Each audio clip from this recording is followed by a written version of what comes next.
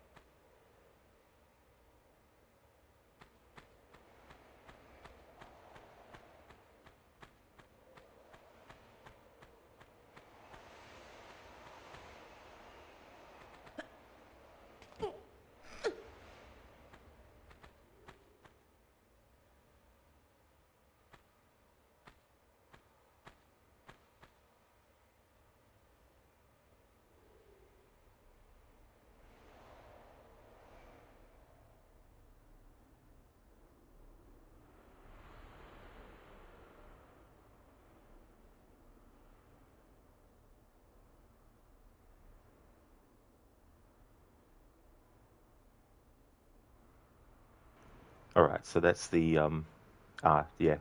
They need to patch this on PlayStation because they've assigned the same button to two different actions in photo mode.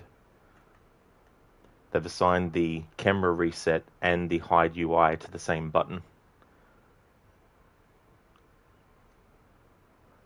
But that's the remastered, of course.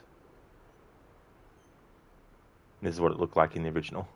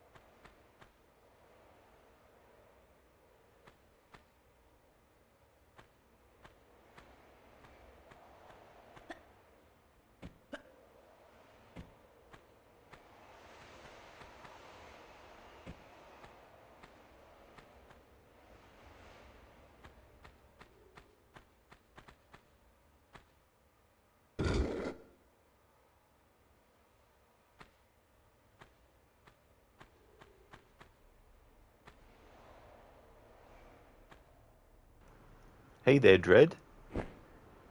Oh, don't know what's happening there. Unless there's something wrong with stream elements, because I think, although you'd think it would be internal to Twitch, not based on your or the streamer's stream elements or stream bot, whatever it would be. Is Twitch? That's really weird, Dread. Sorry that it's not letting you do that.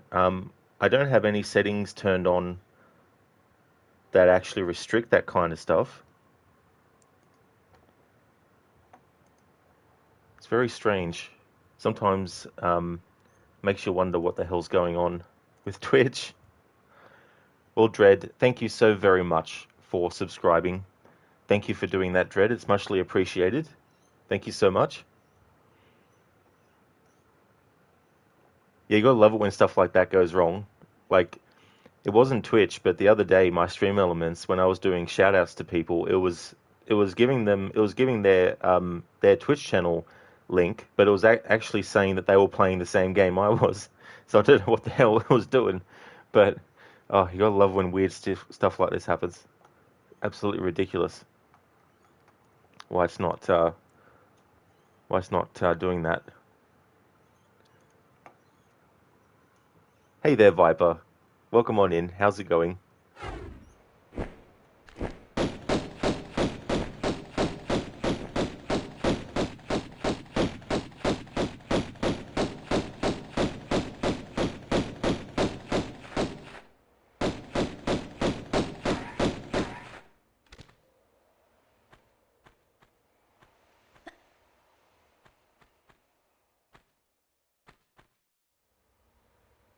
You going okay, Viper? Good. That's good to hear.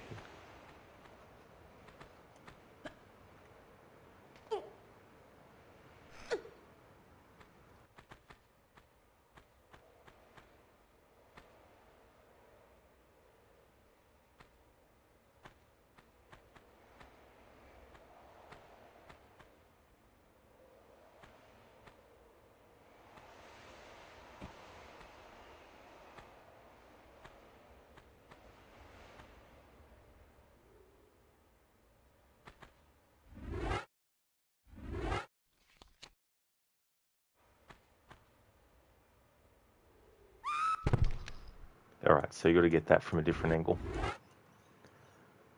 But yeah, that's not actually a glitch, by the way. That's supposed to be like that. It's a secret, invisible platform that has the Uzis on it.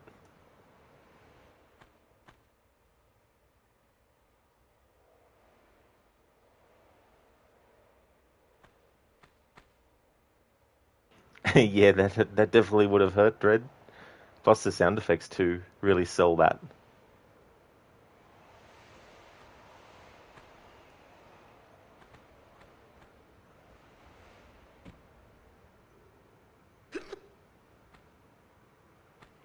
It's like a real crunch.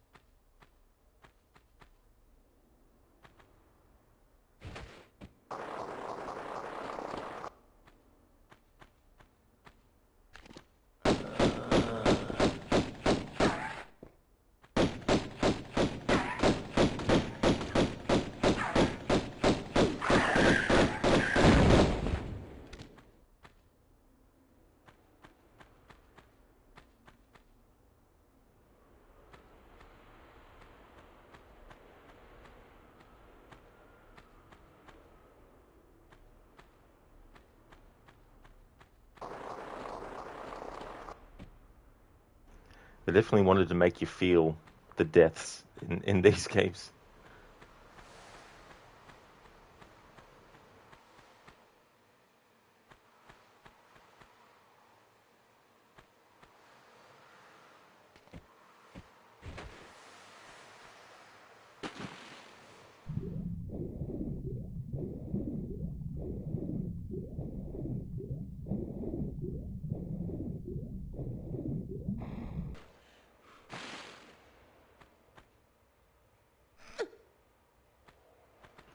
It's funny, I didn't read the full review, but there was a review of these remastered games where they said they're pretty much just ports.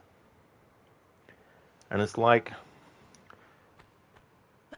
I would agree 100% if it was just the old school versions being ported to console.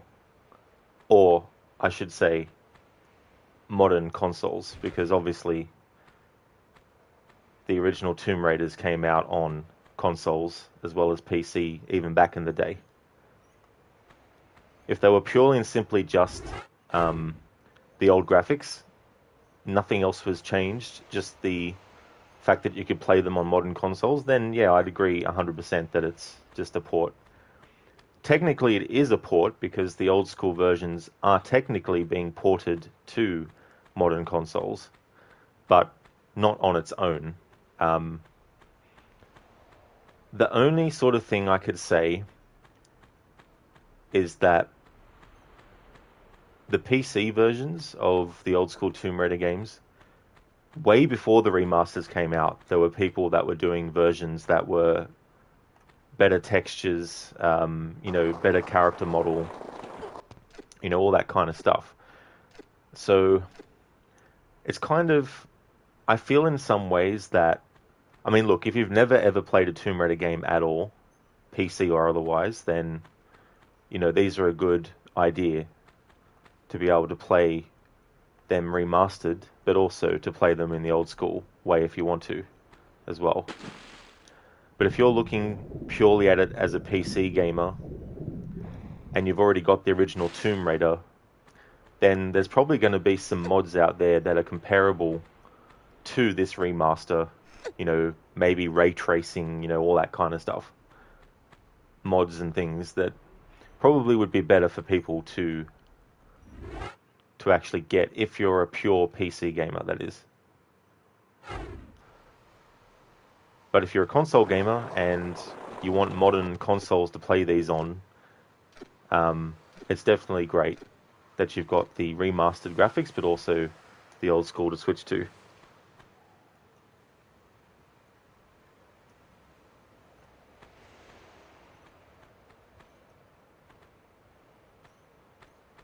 Here we go. That's where I didn't go before.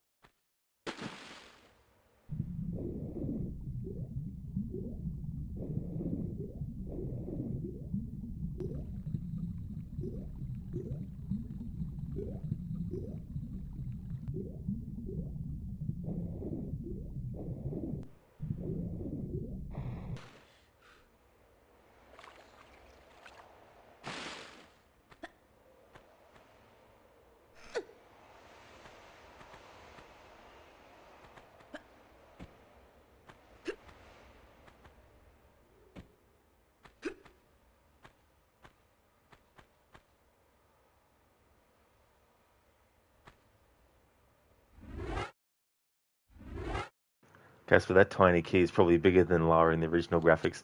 Yeah, that was the funny thing, Casper, because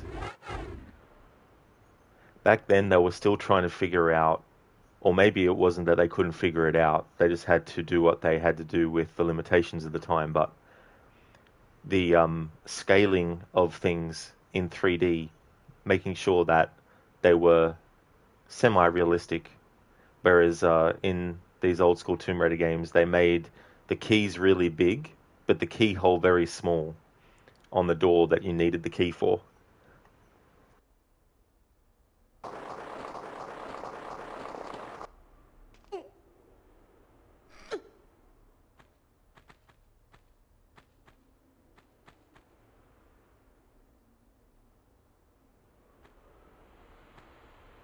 Whereas in the remaster, the keys being of decent size, they're more applicable to the size of the lock. But still, it is so funny when you see this big, massive kind of like box and then this tiny little keyhole.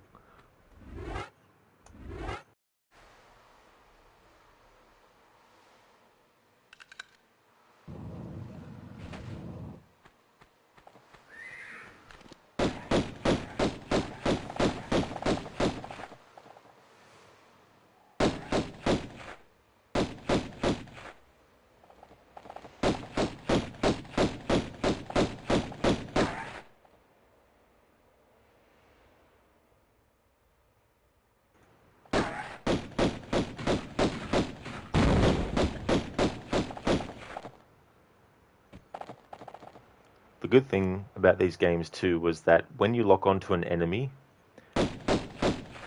and they go out of view, still hold down the shoot button, because if they get into the right spot where they can be hit, Lara will start shooting automatically.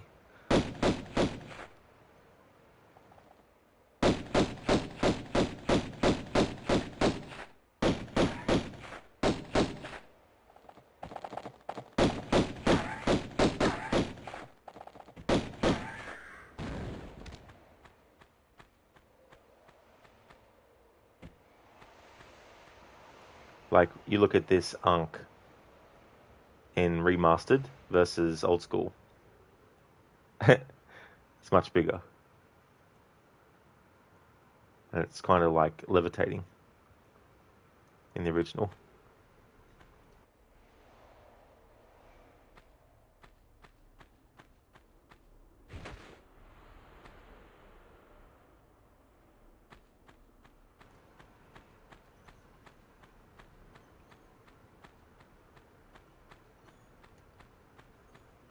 I hope that the next Tomb Raider game that they do, I'd like it to be partially set in Egypt again. Because we had this first game with the Egyptian levels, and then you had Last Revelation, which was completely and entirely in Egypt. Be cool to have that in a new Tomb Raider game. Always thought it'd be good to take a page out of Tomb Raider 3, where, for those who haven't played Tomb Raider 3, They did things a bit differently. You have the first 4 levels that you do that take place in India, but instead of the game choosing where you go to next, you actually get a choice out of 3 locations and which order you do them in. There's pros and cons to what ones you choose in which order, but I like the idea of giving the player a little bit of a choice as to where to go next.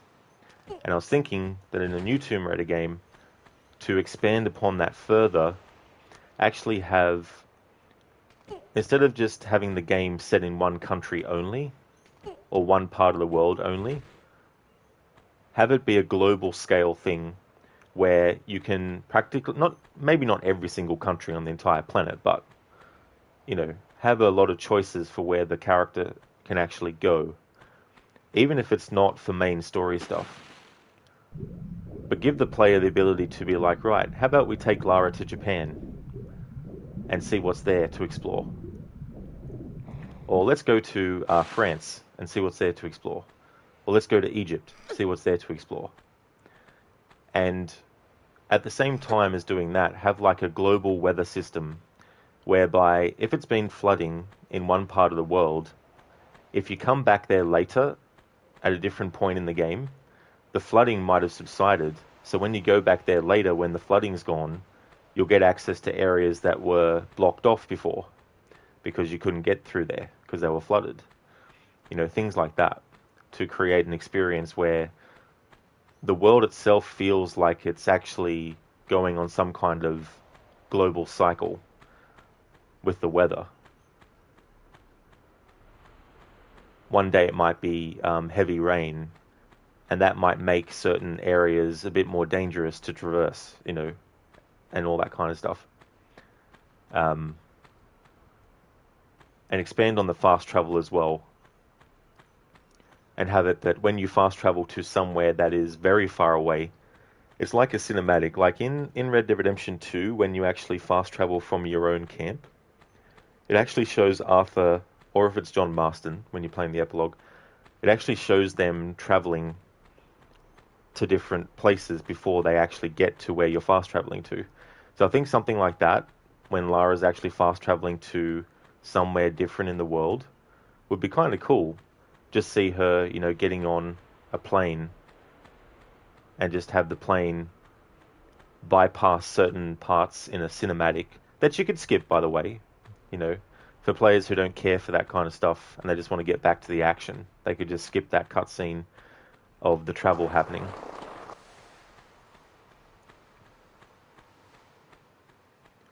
But just make it a quick montage. Like, don't make it a 2-3 minute cutscene that someone has to watch or anything. This is so cool using photo mode for stuff like this. They really give you a lot of range to work with in photo mode. I've done photo mode in other games, and you're very restricted because even though there might be a lot of room in the actual space of the place, the walls dictate that the camera can only go a certain distance away. But in the photo mode for this game, you've got the ability to go around the whole environment.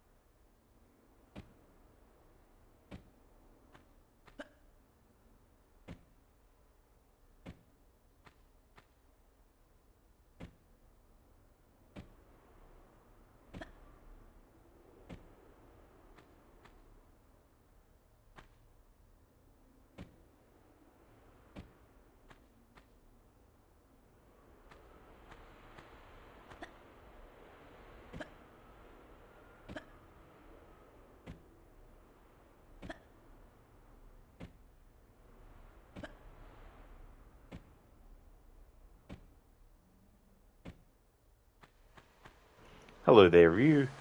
How's it going, dude?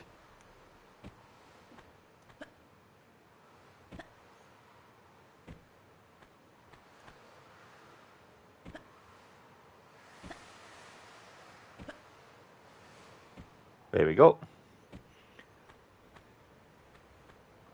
Just had to find the right side of it to do it for. You going fine, Ryu? You just woke up? Well, that's good to hear, Ryu. I hope you're feeling a bit better than you were before.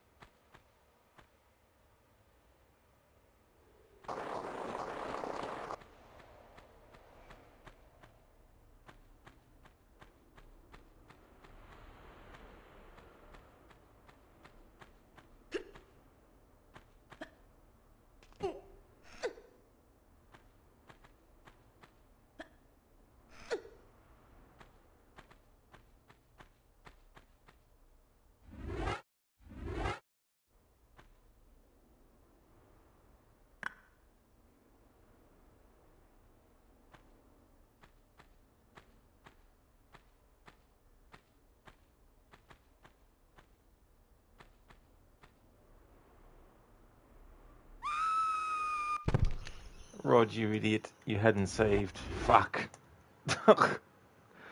Oh my god.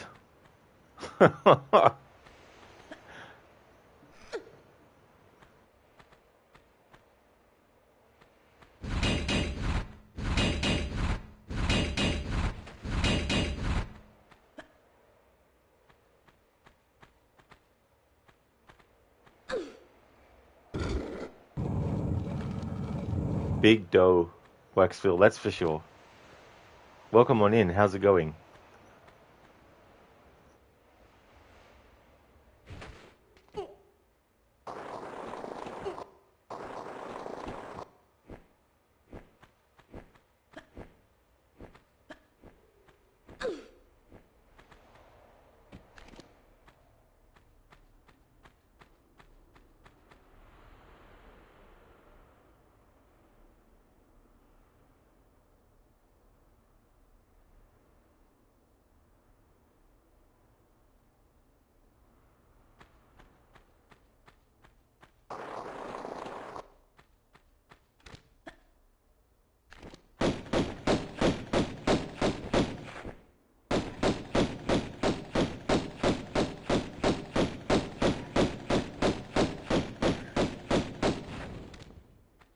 Yeah, Ryu. Rod's Homer Simpson moment. Oh!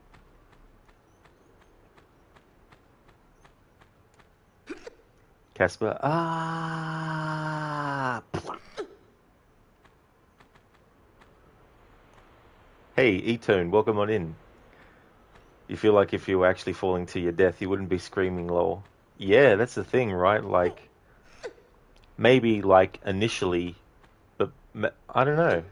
I mean, I don't want to try it to see if I would or not.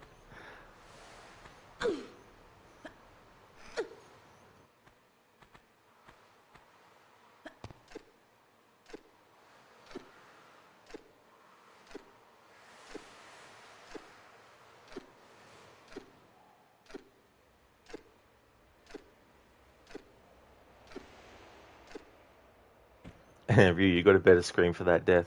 Yeah. Classic scream.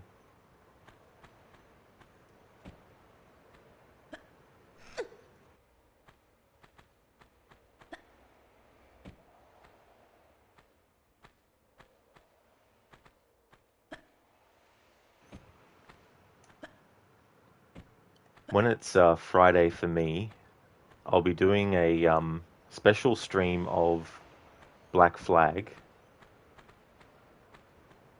to celebrate the release of Skull and Bones by not playing Skull and Bones, but just playing a Ubisoft game that has you playing as a pirate, being able to do things in a game with pirates in it that you can't do in Skull and Bones. Just as a bit of a meme stream. So I'll be doing that ahead of the Tomb Raider stream for Friday. Just a few hours. I'll just be going around in the game on the ship and exploring islands and finding treasures and boarding ships and swinging across and fighting hand to hand with swords and guns on the enemy ship to take it over. That's right, Ryu. Yeah, Black Flag. Yeah, I'll be playing that.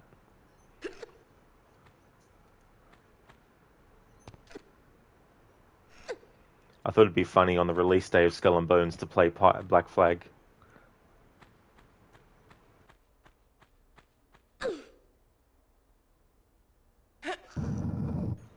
I've watched a little bit more of the game, and I would definitely say that if you don't care about exploring and fighting, then it'll be fine.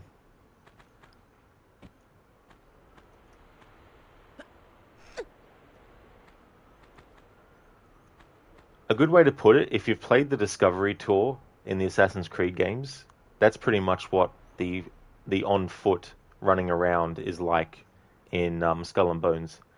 You can pretty much just, go to which character you want to speak to, and all that kind of stuff. When it comes to boarding, it's just a quick cutscene, like very quick, like so quick that it feels like it's missing like a cut or something. And when you plunder resources, it's just a quick sort of like cutscene as well. But yeah, if you're looking for a swashbuckling experience as well as ship combat, you're not going to get it in Skull and Bones. They didn't even, like, even if they had like a fighting arena, like in Assassin's Creed Syndicate where there's fight clubs where you can go around, even if they had something simple like that, you could challenge another pirate to a sword duel in an arena type situation. It doesn't have to be a big grand arena or anything like that, but basically just have two pirates fighting against each other, and the crew of each pirate is basically cheering them on in the fight. Just something like that even would have been cool for Skull and Bones. Apparently they had combat in it in the early stages of the game's development, but they took that out.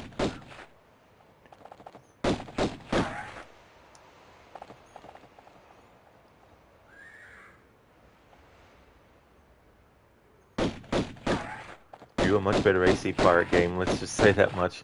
Exactly, Ryu, yeah,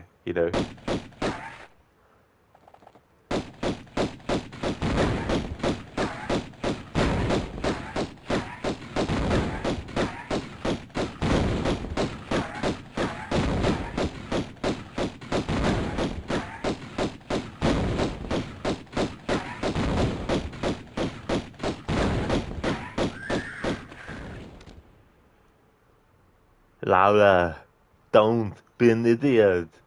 You have plot armor. Stop whining. Thanks for redeeming that, E-Toad.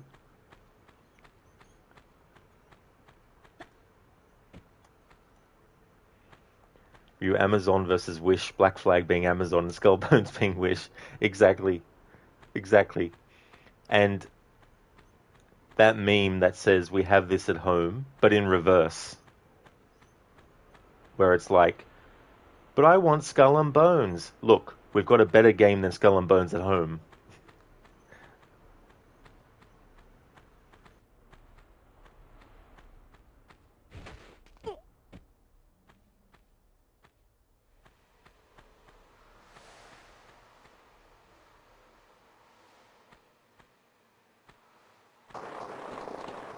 I can already see some ways in which people will be able to troll other players in Skull and Bones, because there's narrow passages in some areas where you have to go through to get to a different spot, and I can just see people being an asshole and just putting their ship right in the way to stop people from getting past.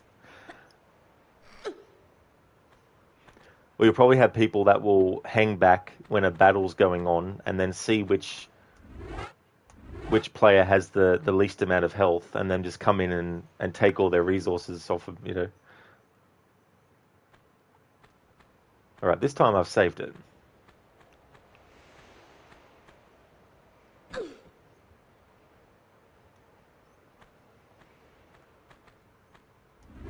The Ankh.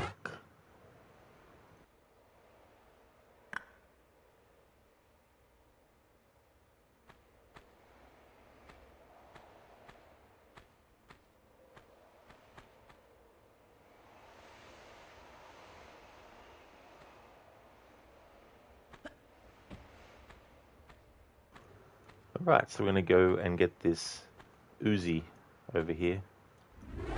It's been a while since I got it, so I might have to work out the ins and outs of it.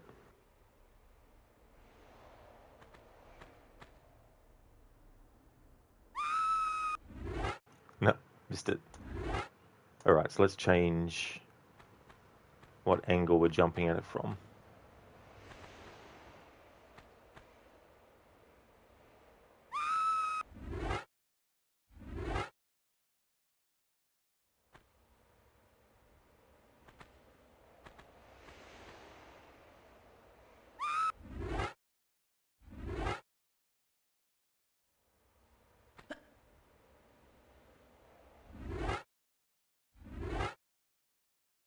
Casper, you think it's too ambitious. It's just a matter of timing and getting the right positioning.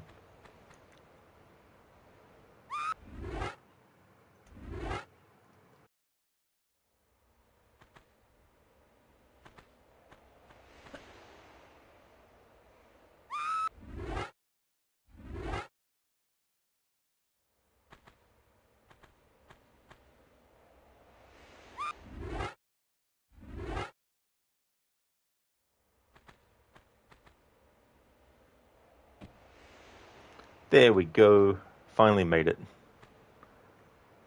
Uzi 9mm.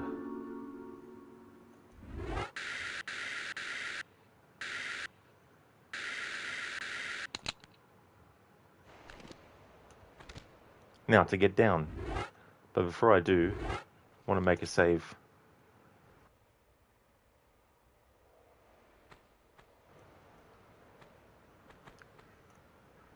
I can probably maybe make the jump. Yeah. So I can make it like that, but when I tried before to make it from here, it didn't...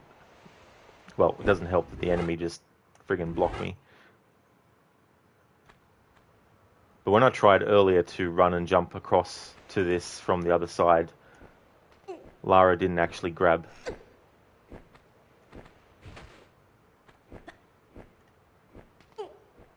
Oh, so now she does. Typical. Typical thing of games. Whenever I say something can't be done because when I tried it the first time it didn't work, as soon as I go to show whether it could... Whenever I go to show that it didn't work, it actually works.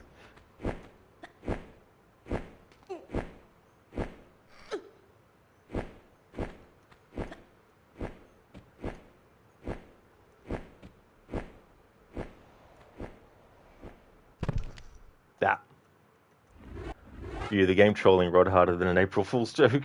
Exactly, Ryu. It's like, come on, game. Of course it would work when I'm trying to show that it didn't work before.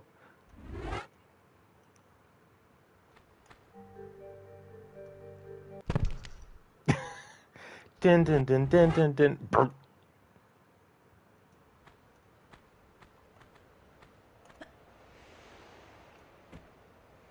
There we go, that's better.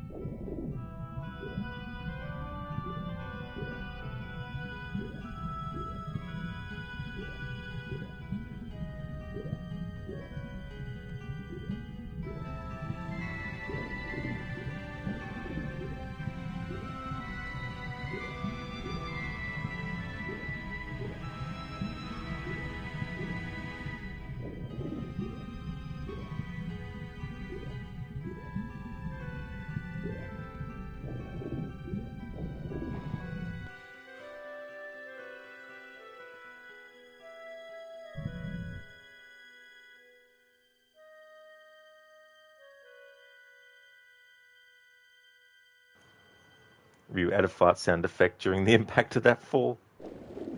Fell so hard that bodily functions was like.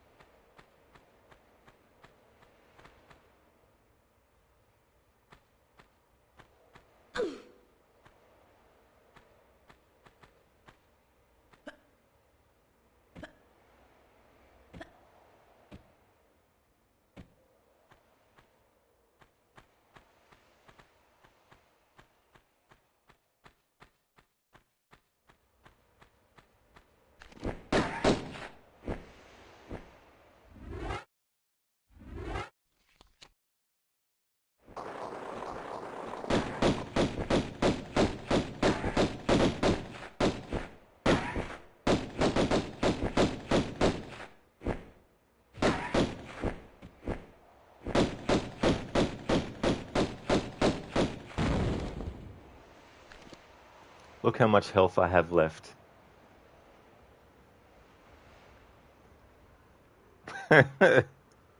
Hardly any. Like, visually nothing at all.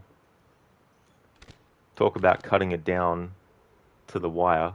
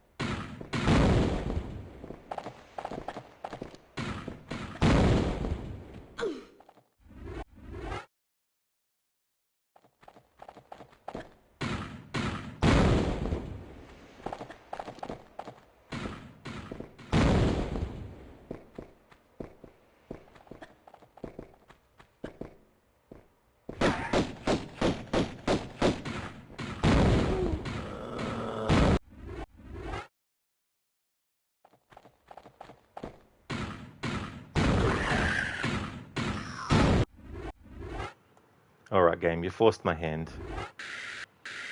I suppose I can use one large medipack. I mean, I've only got 29, so I don't have that many, but I guess I could use one.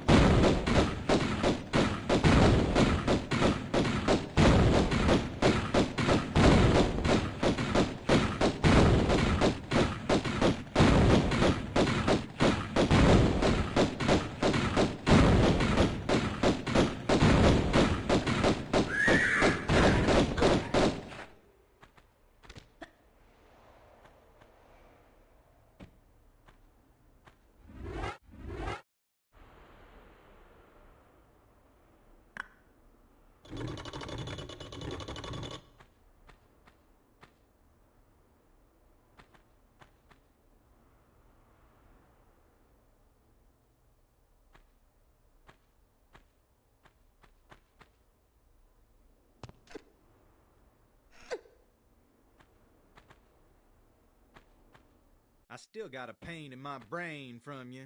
And it's telling me funny ideas now, like to shoot you to hell.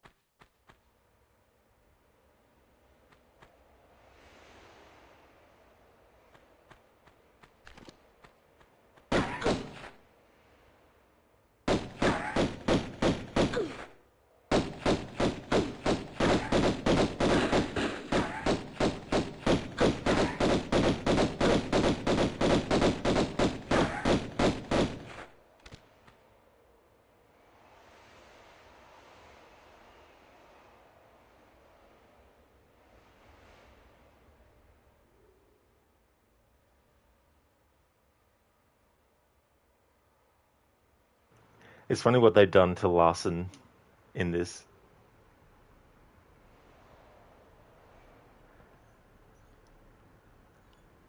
In the remaster, it's like they got a professional male model to be to be Larson.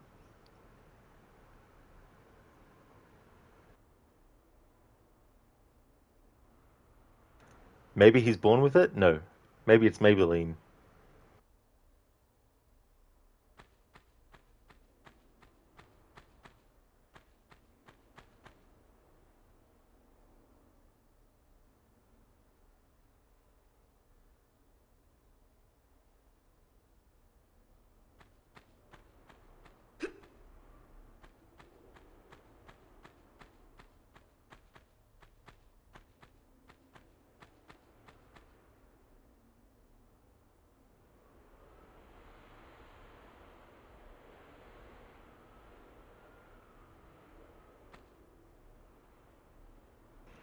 Ryu, a Maybelline ad, but with Lara. Oh yeah.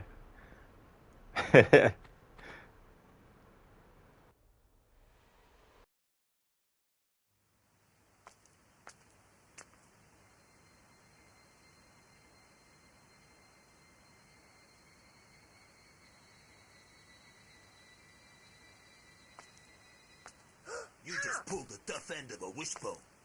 Howdy. Afternoon. Left Larson sucking wind then, eh? If that is the phrase. Well, your little vacation riot's over now. Time to give back what you've hijacked off me. Let's try the lunchbox.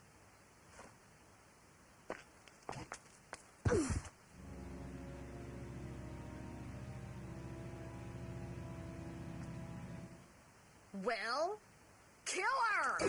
Hey!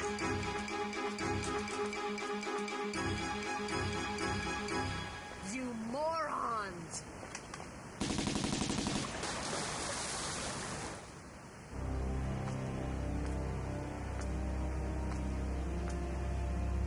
Let's go.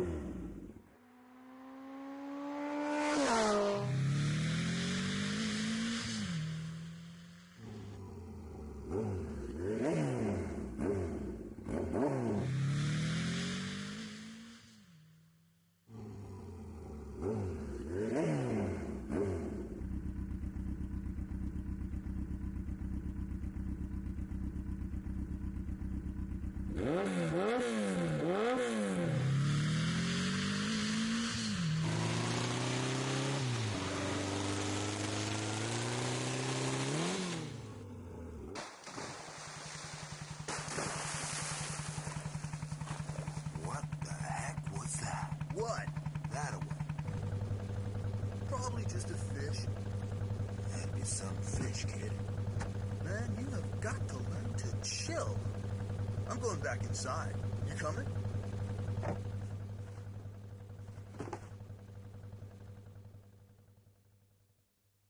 Steady. Here she goes. We ready yet?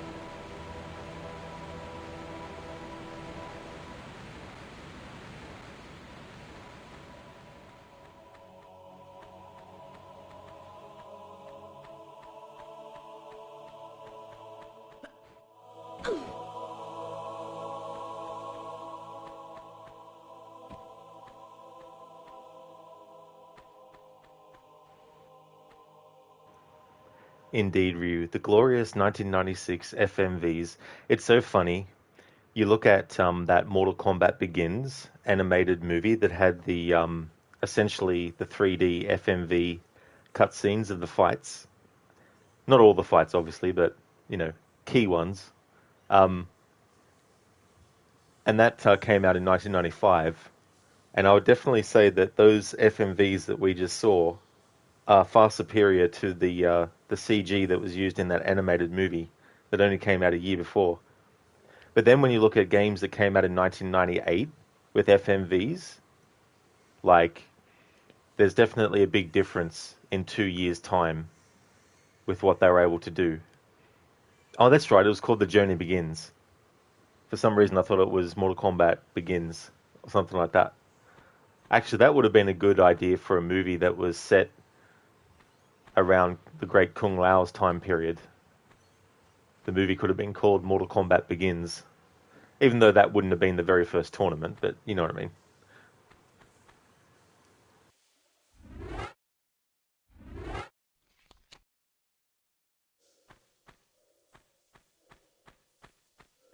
Or you could even call it Mortal Kombat It Has Begun. For those who haven't played this game before, this is the point in the story where you get all your weapons taken off of you, but you still get to keep all the ammo and health kits that you had actually collected. Or not. I could have sworn I had... Damn it, game! Okay, so you do get ammo taken off of you. I stand corrected.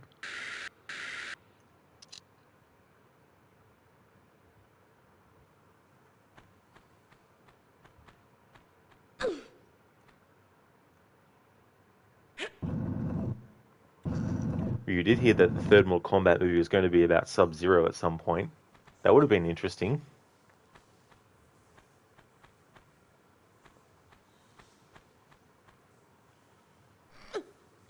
Especially given like the story elements that are in Mortal Kombat mythology Sub-Zero.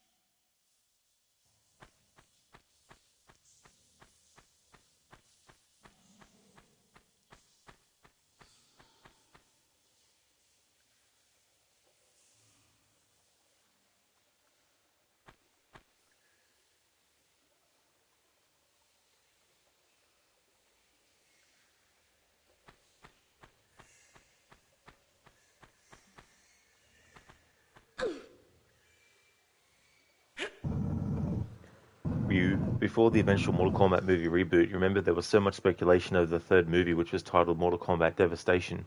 That's true, because that had been a title that had been around for a while, hadn't it?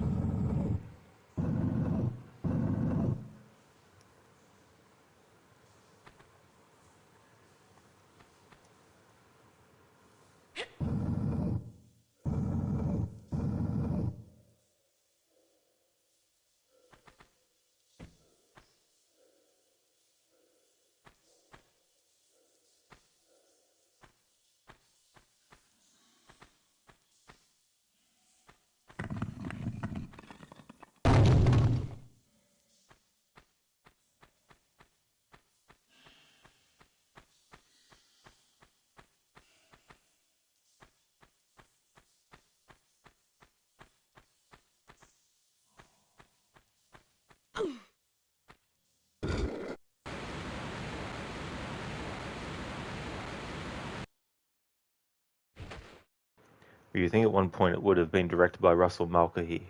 Oh yeah. Yeah, I wonder what that third movie could have been like if it actually came about.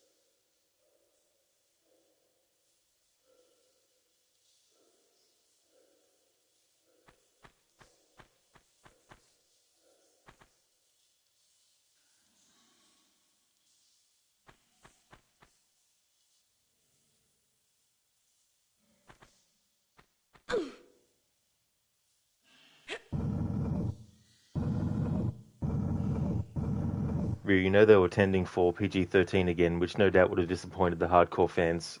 Truth be told, you don't think a huge R-rated movie based on a popular game or comic became feasible until Deadpool? Yeah.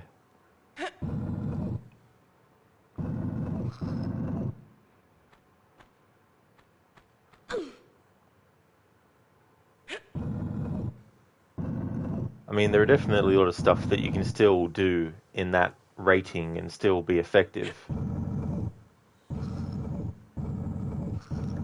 But obviously, if you are able to have more and get the R rating, then it's definitely good.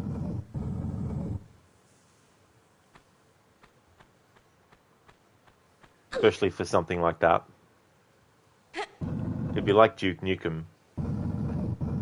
I remember when The Rock was actually considered to play Duke Nukem, that they were going for a PG-13 rating. And I still think you could have done that, but to really, really, truly adapt the essence of Duke Nukem into live action and a movie, you'd have to have it rated R.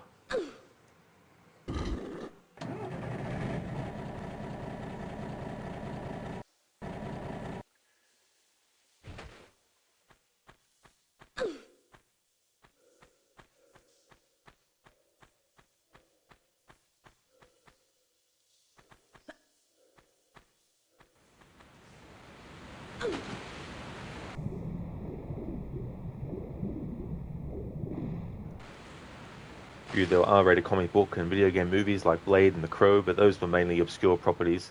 They were, at least to a general audience.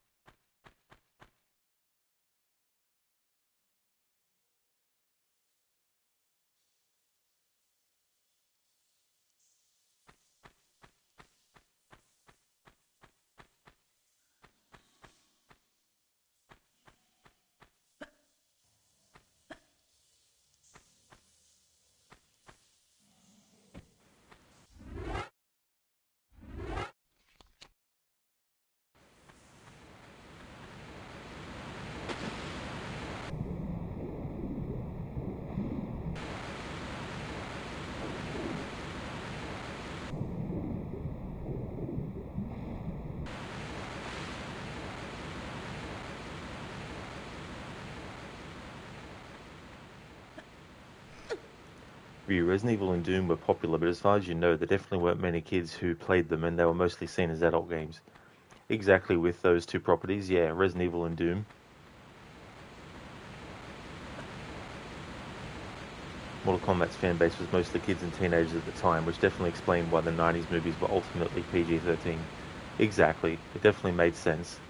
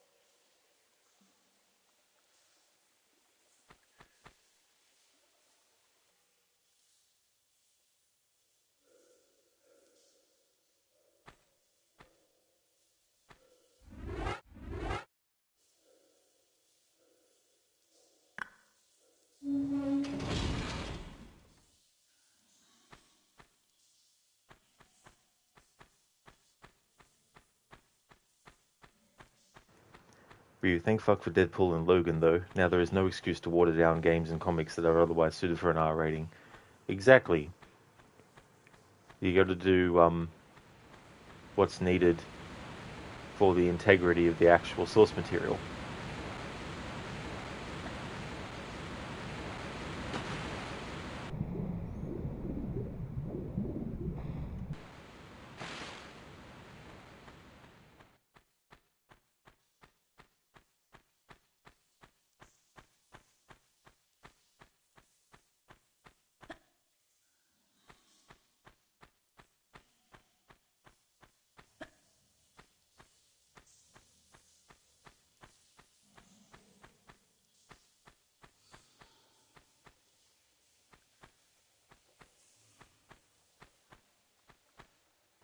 Got to be careful here because there's an enemy that can be triggered, and we don't have any weapons yet.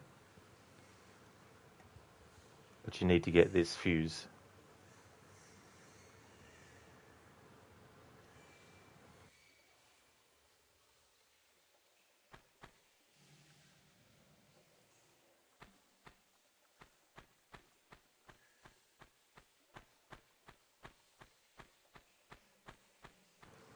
You mentioned those two movies. Now we're getting a third Deadpool movie, which is now officially titled Deadpool and Wolverine. That's true. Yeah, I saw the trailer that was released for it. I think it was cool to reveal Wolverine at the end with his shadow.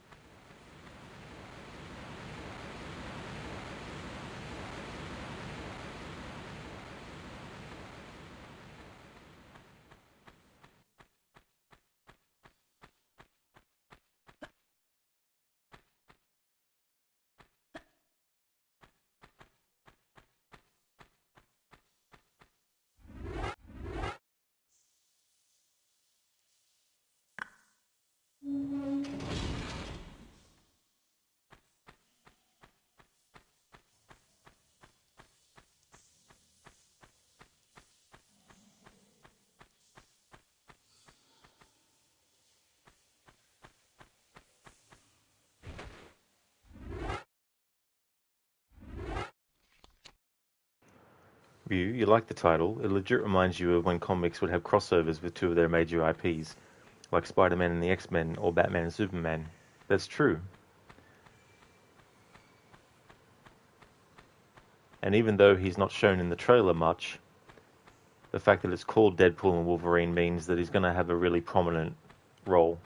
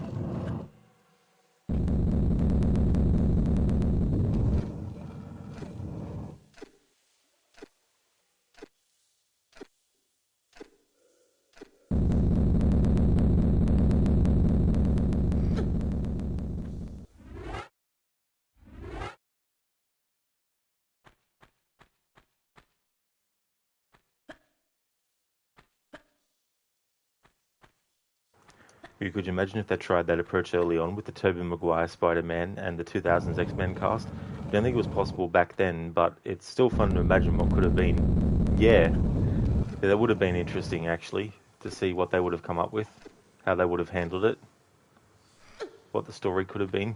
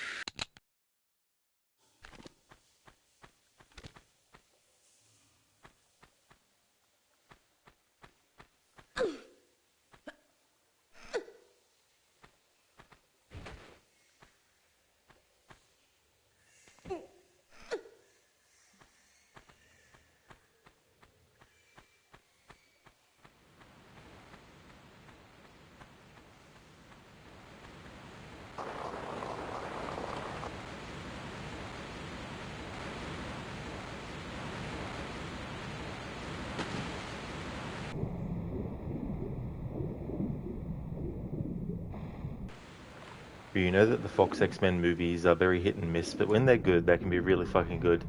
That's true. They definitely did some good work with some of their properties. Not all, though, but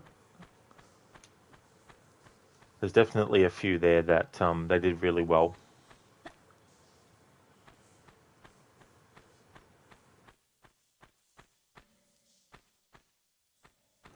Okay, now that we have guns back, we can take care of this cowboy dude. In the sorry, not I shouldn't say remake, even though it is technically a remake. In Tomb Raider Anniversary, they completely take this cowboy villain character out of the story, so it's just Larson and well, Pierre, but he's dead by this point. Same with Larson, and I can't remember the big dude's name, the guy with the knife or the knives, or maybe he has the knives in Anniversary, not in the original. But in any case, this cowboy villain that we're about to kill, he's not in Anniversary at all. Ain't nothing personal.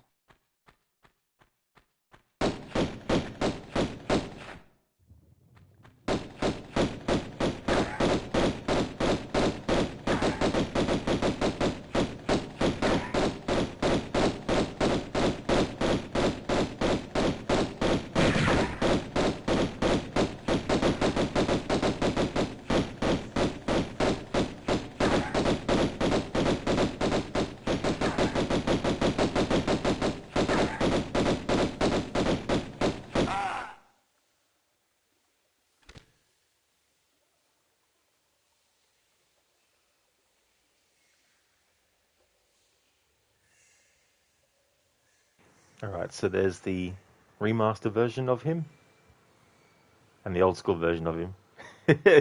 It's interesting the difference. In this, they just gave him, 5 o'clock shadow kind of facial hair, whereas in this, he's got the goatee and the mustache. Ooh, that dude is smiling even in death. That's true. He's like, I got killed by Lara Croft. I can die happy. You do feel that the Raimi Spider-Man trilogy was more beloved and successful, though. Other than the Spider-Man 3, which is mostly divisive, the Raimi trilogy was generally good and captured the essence of the character perfectly. That's true. Yeah, I mean, there's some things about Spider-Man 3 that I think are done well, but overall, it's very much an overindulgence by the producers, and it's also a very, in some ways, it's very hollow. And part of that's because Sam Raimi wasn't really big on using Venom, which, you know, Venom's a great character and all, but if you're gonna get the same director back after two successful movies, you're better off just using villains that are gonna be done the best by the director, you know. Because for Spider-Man 4, they could have said, look, Sam, we love the work that you did on the first three, but we want to go in a different direction with 4, so we'd like to, look at other directors. And that would be fair enough, because we want to do, like a Venom movie or something.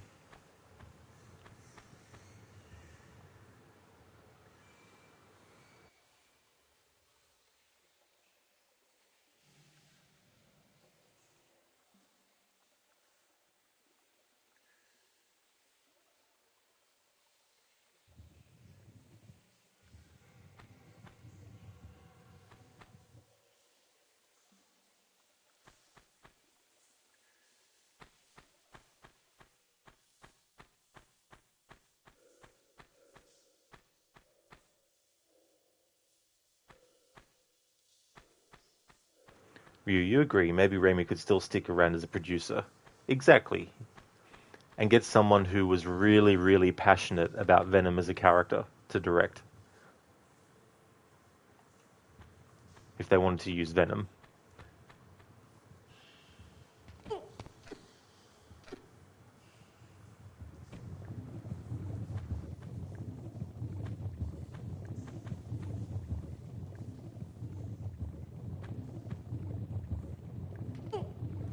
given the way that Gwen Stacy was utilized as kind of like a character that could be a wedge between him and Mary Jane, I think Black Cat could have actually filled that role in very nicely, but it also would have been an interesting examination of the fact that she loves Spider-Man, not Peter Parker, whereas Mary Jane loves Peter Parker. You know, she loves the guy behind the mask more than the guy with the mask, you know. And the fact that he has to use a mask when he's around as Spider-Man, there's some really interesting thematic and symbolic things that you could play around with, having her be that wedge between Peter and Mary.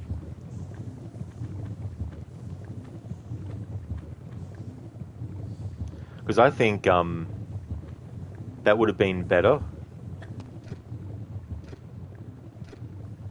than what they went with. Because using Gwen Stacy by that point in the Raimi trilogy was a bit redundant. Because obviously they didn't go that route where she'd been introduced in the first Spider-Man movie. It might have been different if she was introduced in the first Spider-Man movie as a character that was someone. But then again, there would have been an expectation in that first movie for her to be the one that is the love interest and ends up getting killed by Green Goblin. You know, but that would have been great if done right. Yeah. But it is what it is. That came out, 2007? Very long time ago now. And I think the Spider-Man 3 movie just lives on now as a big, massive, meme. And one of those movies that, I would dare say has a cult following. A cult following, I should say. I sounded like I said cult, not cult.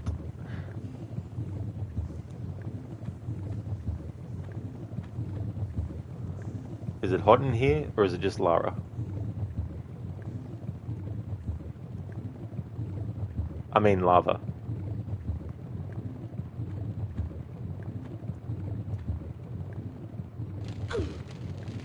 Toasty!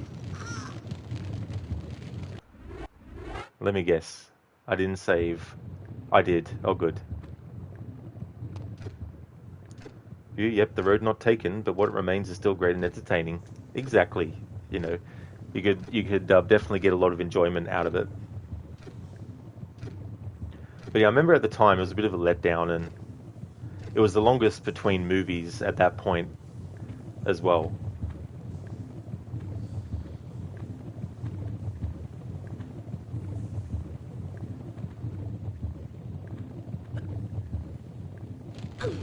Oh. The little edge there of that prevented Lara from moving for a split second, which interrupted the run and jump.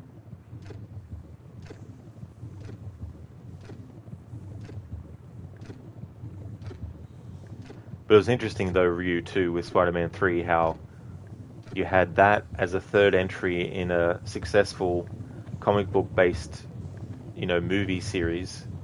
And then you had X-Men The Last Stand, essentially X-Men 3, which basically did a very poor job.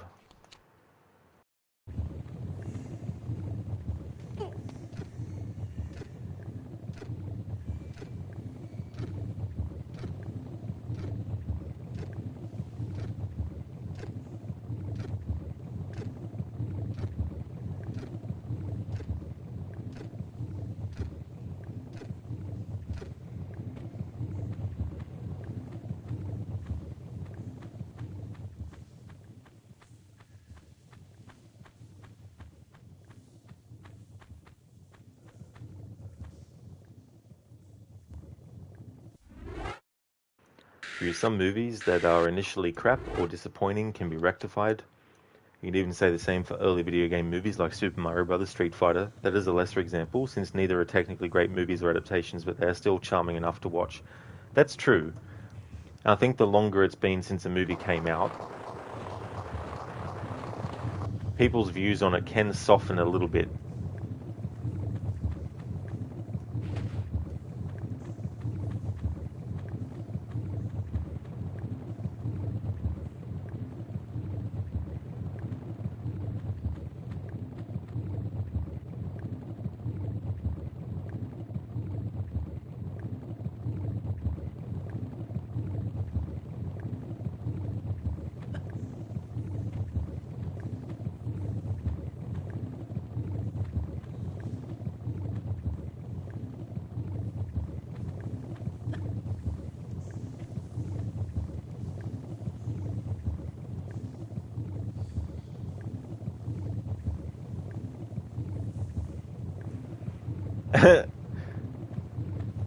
Yeah, Ryu. It was funny because when I switched to the old school graphics, the camera actually moved and zoomed in closer.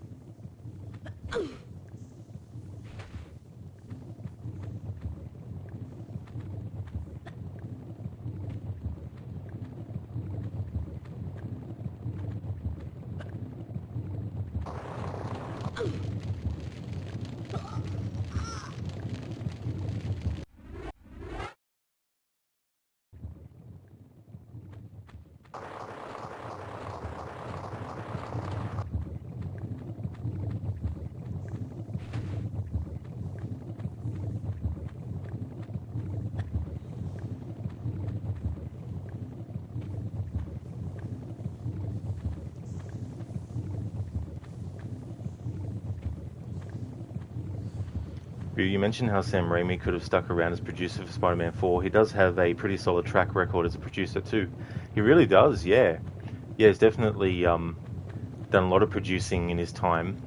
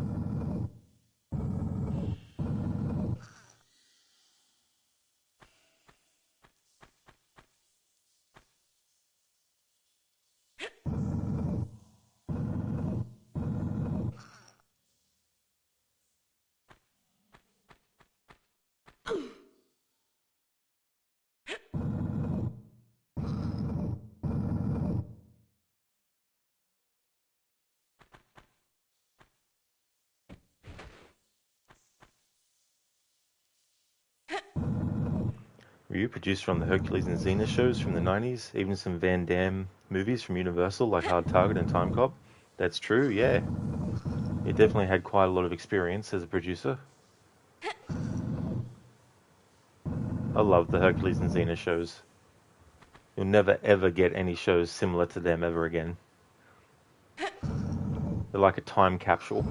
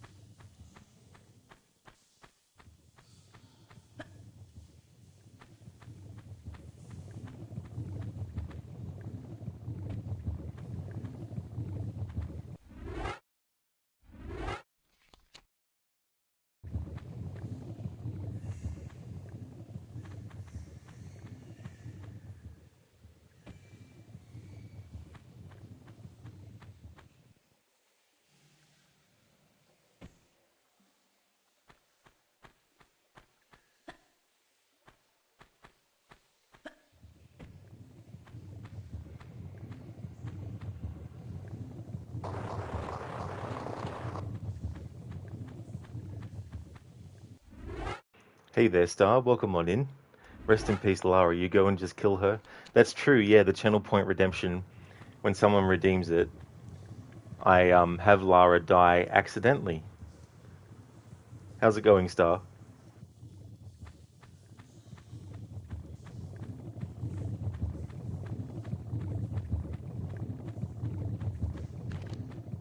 You firing at me? You firing at me? Huh? Ain't nobody else here. You must be firing at me.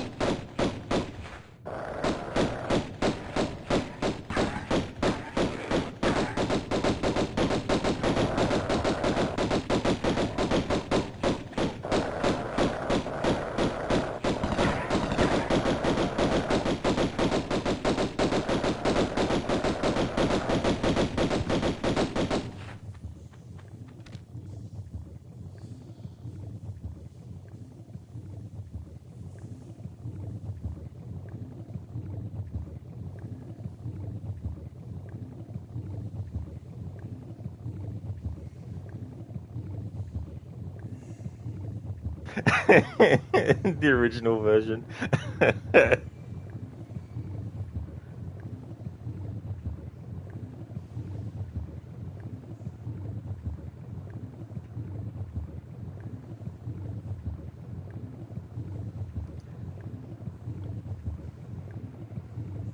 Like how his eyes are still open.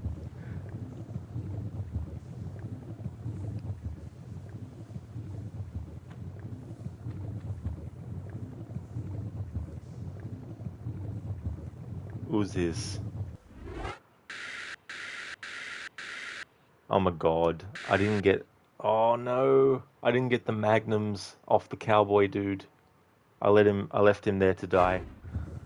I don't think I can... I think it's too late to backtrack to get them now. Can't believe I forgot. What are you doing here? What do you mean? Aeolus, you're dead. Yeah, well, I was kinda hoping you wouldn't notice. I don't know what episode that's from, but it's definitely from Hercules and Hercules: The Legendary Journeys. Or it might have been one of the TV movies as well. Star, going good. Deep cleaned the living room this evening. Oh, you did? Well, it would be a relief, I imagine, to get that all done, so it's out of the way. He was. He definitely was. He had his whole life ahead of him. But he decided that he wanted to be a villain. No, we can't backtrack. Oh well.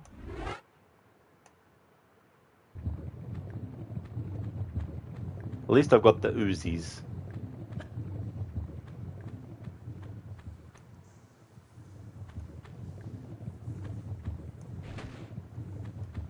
Yeah, it's interesting the difference, Star, between the remastered and that. The other enemy that we killed, he originally had like a goatee and a mustache that was one of those boomerang shaped mustaches. I don't know what you really call them, but really long mustaches that hang down either side. But in the remaster version, they just basically gave him a 5 o'clock shadow look. So it's interesting what decisions they've made in the remaster. Larson earlier looked like a professional male model. The new version of him. It's looked like he does, modeling in his spare time.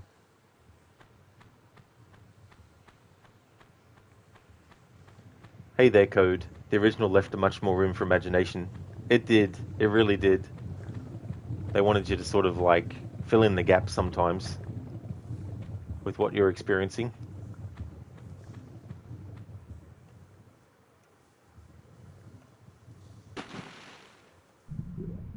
Little bit of water. Up we go. Code, you have all 5 or 6 seasons of Hercules. Oh, nice. Code, that's awesome. Yeah, Xena actually ended up going for a season longer than Hercules did. To this day, I still haven't seen all the episodes of both shows.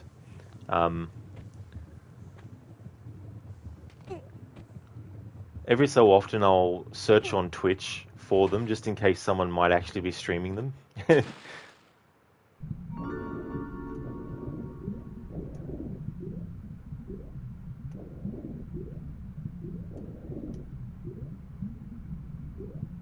The made-for-TV movies were actually pretty good as well. They ended up becoming so popular, I think, that they commissioned a 4th one. I think they were only originally going to do 3. Or maybe it was 4 and they were going to and they did 5, but the last movie that they did before it got picked up as a series, it was kind of like a recap, a compilation of all the stuff. Like, I think Aeolus comes to visit Hercules and they reminisce about some things that happened in the past. And we basically see highlights from the other movies that they did. And then it cuts back to them in present time talking, about stuff. And then, But the intros were definitely different with those. The movie ones were a bit longer than the series ones. But I think even the series version of the intro used some footage from the movies that they had done.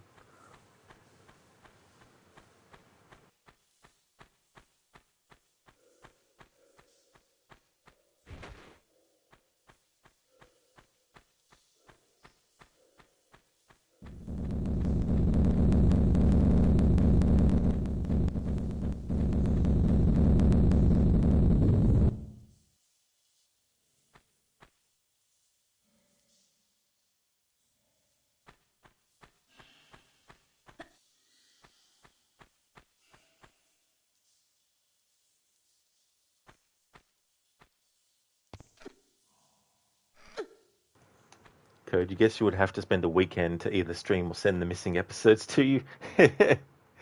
Oh, I appreciate the sentiment, Code, but I very rarely watch series or movies that much anymore.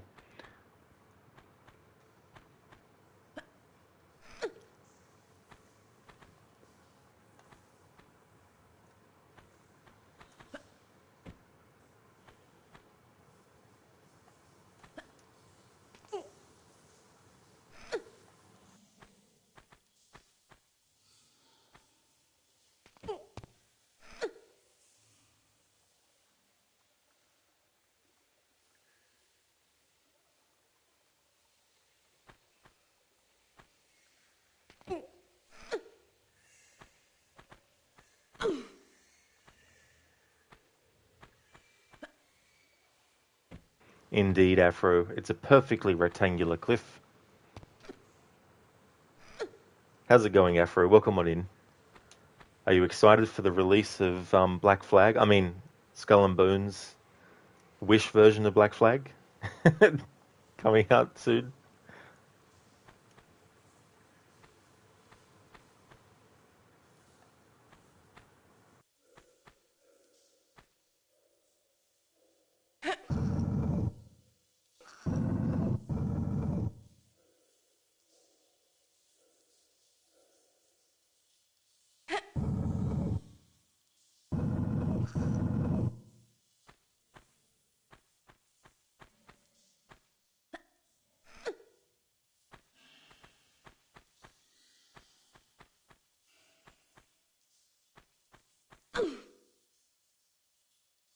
Afro did see a bit of the gameplay, and damn, it really looks like Odyssey pretty much. It kind of, like when you're on foot and just roaming around, and you can't swim, by the way. A pirate can't swim in Skull and Bones. You can't go in the water as a pirate, which means there's no going underwater to find a hidden treasure or anything. So, you know. But it seemed like when you're on foot, it was the Discovery Tour mode of Assassin's Creed. Code, you occasionally watch some series. Last was like a season of House. Before that was Sandman. Weird, but not bad, not bad. Yeah, I think I saw the first episode of Sandman. But yeah, series are very hard for me because some go for so long that even though you can binge watch them now instead of having to wait for them to all come out, it's still like after the same compass on top and the same whole UI, like the health bar and stuff. You did see the on-foot gameplay. Yeah, Fro, like, I don't know, it seems like a Frankenstein's monster, hodgepodge of so much stuff.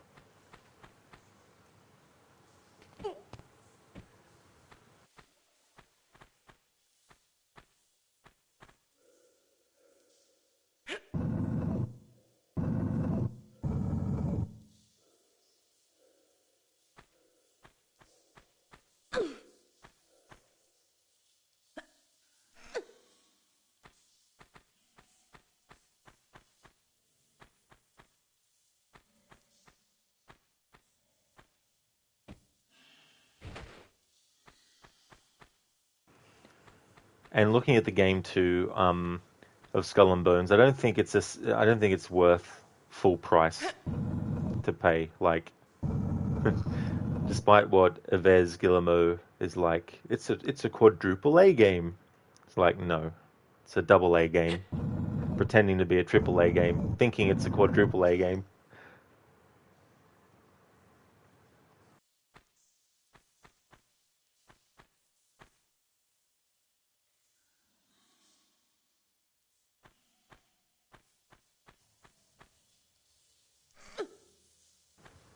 Nice emotes there, Star, of a koala. We actually have a chocolate here in Australia that's it's chocolate on the outside with caramel cream on the inside, shaped like a koala, called Caramello. Caramello koala. They're really, really nice.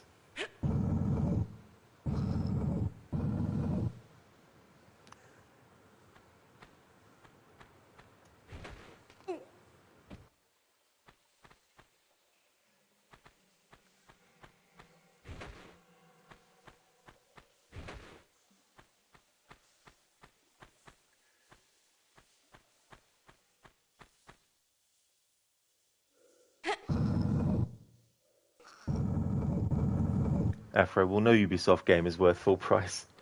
Yeah, there's definitely an argument to be made for that. That's for sure.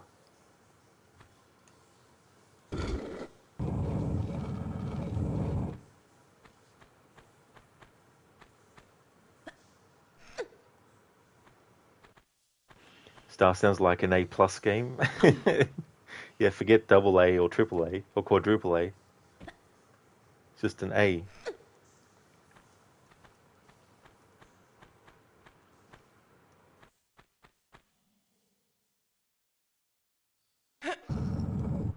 Afro, Ubisoft really has ruined every series they own. Assassin's Creed ruined, Splinter Cell ruined, The Crew ruined, Watch Dogs series dead, Driver series dead.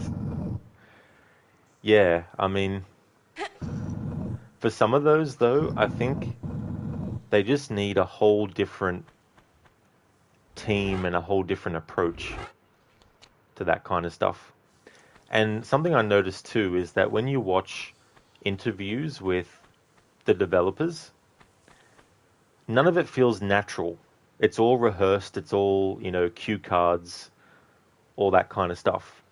It's like those infomercials. It's like, "Hi, I usually don't do this, but I decided to look at my insurance papers and I looked at it and I realized that I could do better. So I used Google and I went and I had a look and I found a better company. This is the better company. Isn't it great? Now I can have peace of mind and go to sleep nice and relaxed." That kind of stuff. So it's like, "We truly believe that this Skull and Bones is going to be a massive, excellent experience that all can enjoy. You will think that you never ever played a game so good as ours." Yeah, so what's the story?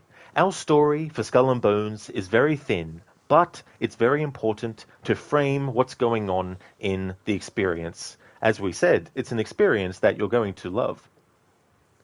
Yeah, but what if we don't love it? You are going to love this experience. It is so great. It is such a pure pirate experience that you will think that you're really a pirate.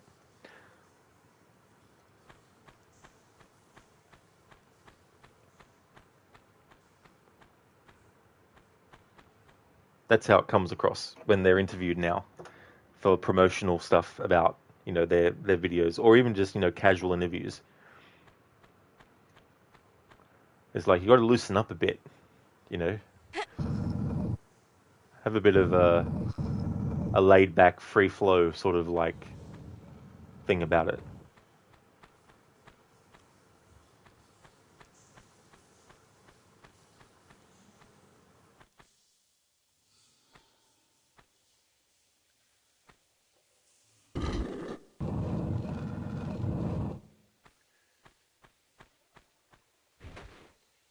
Hey there, Lizzie. Not all games are for everyone. That is true. At the same time, though, it shouldn't mean games can't be criticized.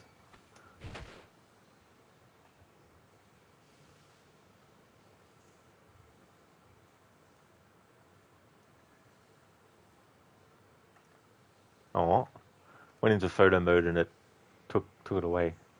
Now imagine that as Lara's face.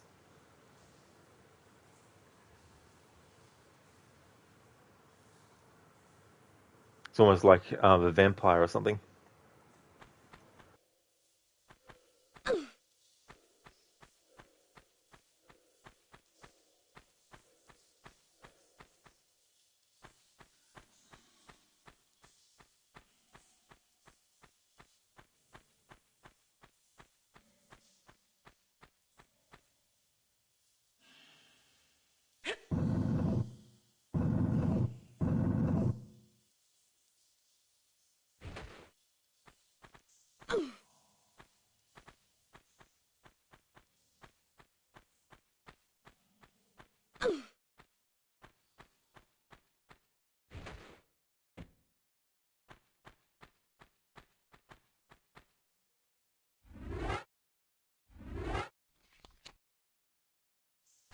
Say cheese!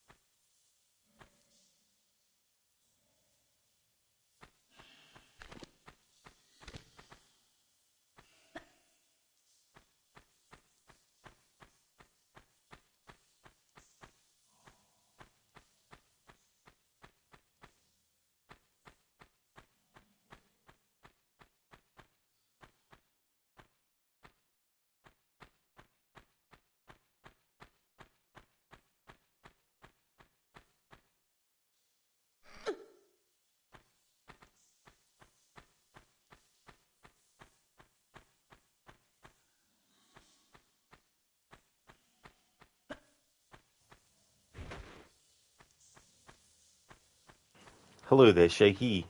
Thank you for redeeming the rest in peace, Lara.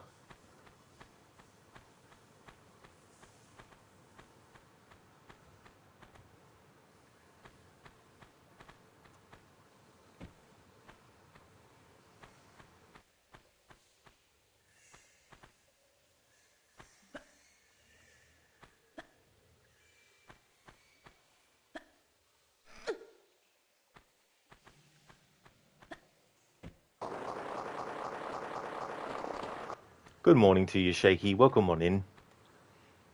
The remaster's going well. Going to be finishing the first game in the trilogy.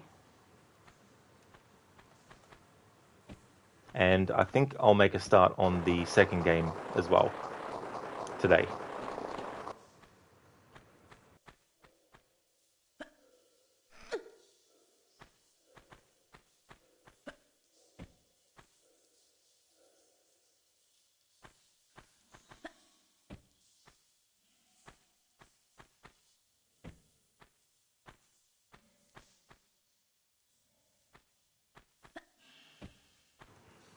Shaky, which one is your favorite? So out of the first three games in the series, I would probably say the second one is my favorite one. But overall, it's Last Revelation, which is my favorite one, which is the fourth game in the series.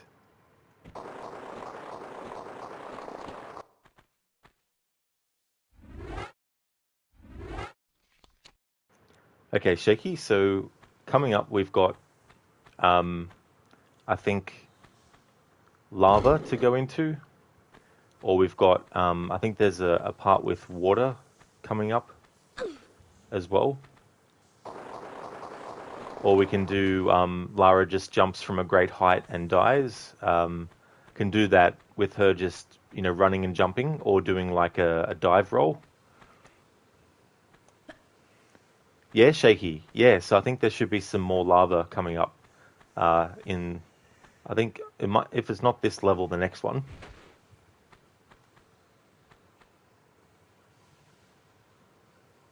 Crispy. Bacon Lara.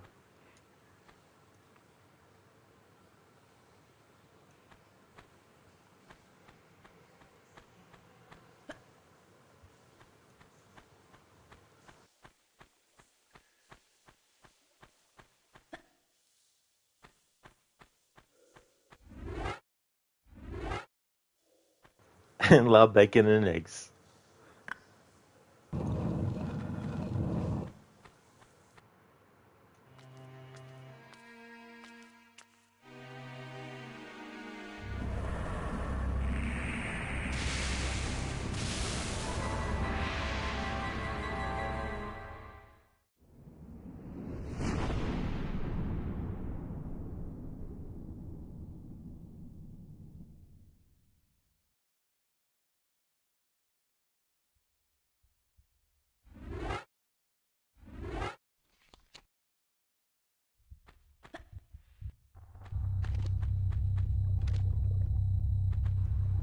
There's also these enemies as well, Shaky. So it might take a little bit to get to a point where I can have Lara die in like lava or something. So if you want me to wait until that point, I definitely can.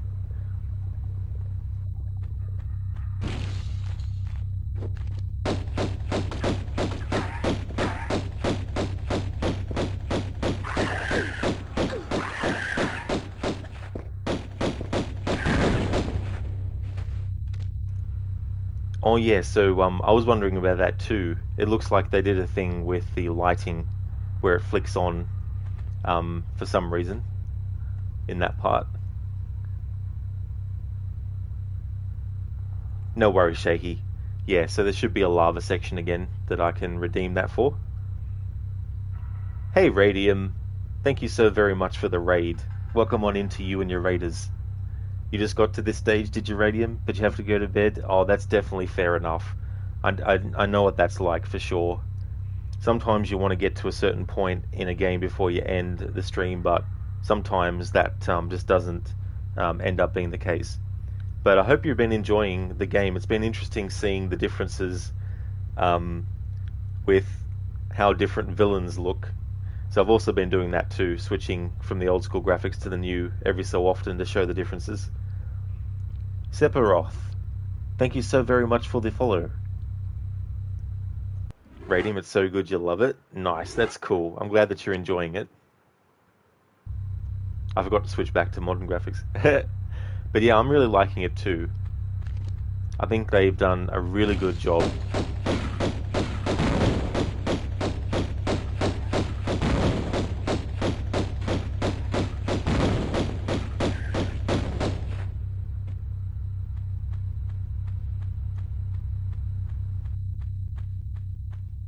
They really are, Radium, the meat walls. Oh yeah, they still kept the pulsating aspect of them. It's just that they're not as pulsatey.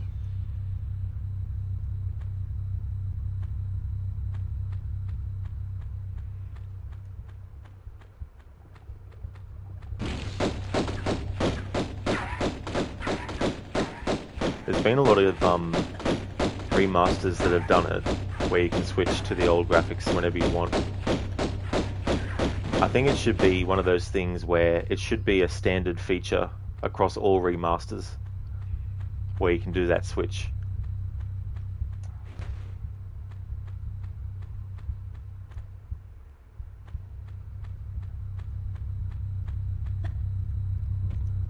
I really feel that Capcom should actually take the original trilogy of Resident Evil and get them remastered. But I don't know if they could do it in the sense of remastering them so that the fixed camera angle doesn't happen for those people who prefer the behind the character look.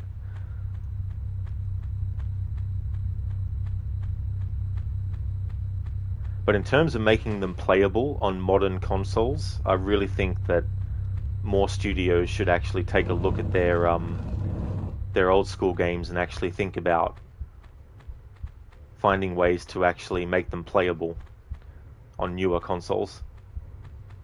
I mean, the thing with PC gaming and PC gamers and modders is that they have a real advantage, whereas people who play on console, they don't have the ability to take advantage of mods and things, unless the developers put in mods as options in the base game, for console. I was actually saying before that I feel like if you're someone who played these games originally on a PlayStation 1, or it was a Dreamcast, I think was the other console, then it's really good to get these remasters, because then you can get not only the remastered version, but the original graphics that are playable on a console. Whereas with PC gamers, they're probably not really going to worry necessarily about getting these remasters, because there's so many mods already for the old Tomb Raider games that people have done.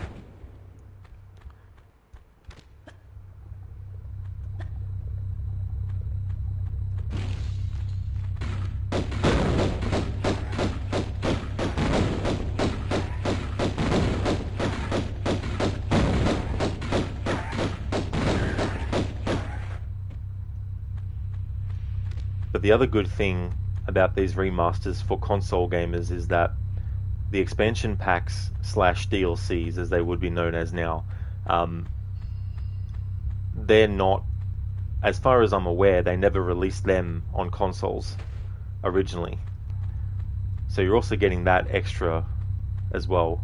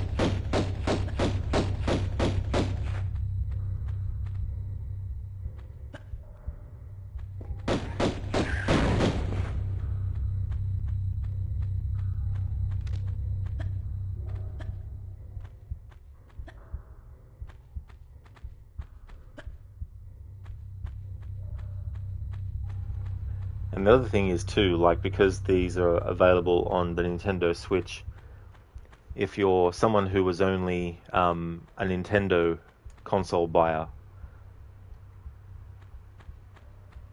it's a good chance to actually experience the first 3 Tomb Raider games on that system as well.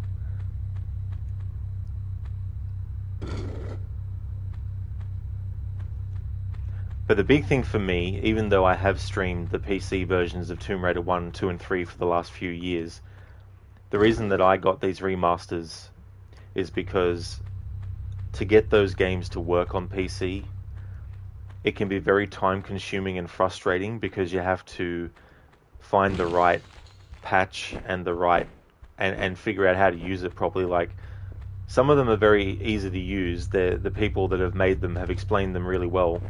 But there's some that are very confusing and there's all these issues. So for me, being able to just load up these games on a PlayStation and then just switch the graphics to the old school and play them that way means that I'll be able to get that benefit without having to go through the rigmarole of getting it to work properly on PC.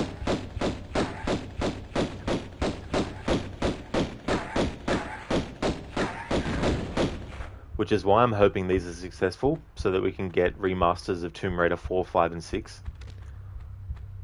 I've seen some people on Facebook and that be like, oh, ignore 5 and just put 6 on remaster, or just do 4 or just do 5. It's like, as much as I feel that 5 is not a great game really, I think for the sake of preservation, it's definitely good to do a remaster of 5 and 6 as well. I really do like Angel of Darkness in the ways in which it's great. So if they were to do a remaster of that as well, they could really make a lot of improvements for it.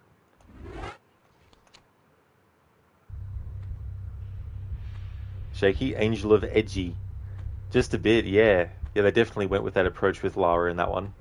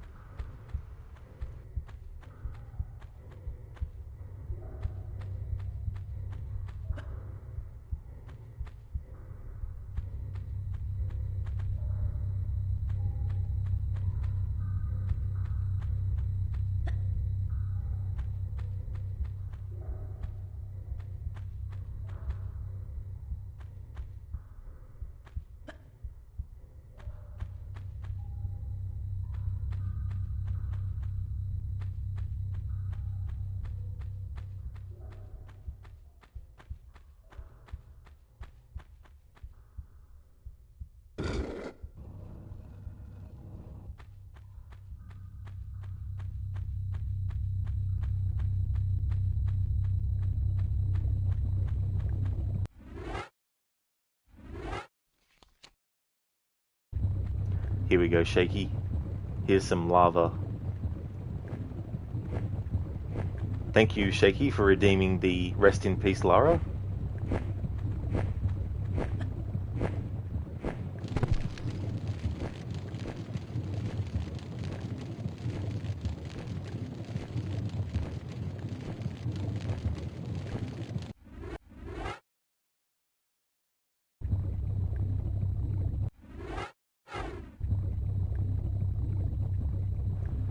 Hey Sephiroth, you bought this game on both Switch and PC. PC for when you're at home, Switch for when you travel.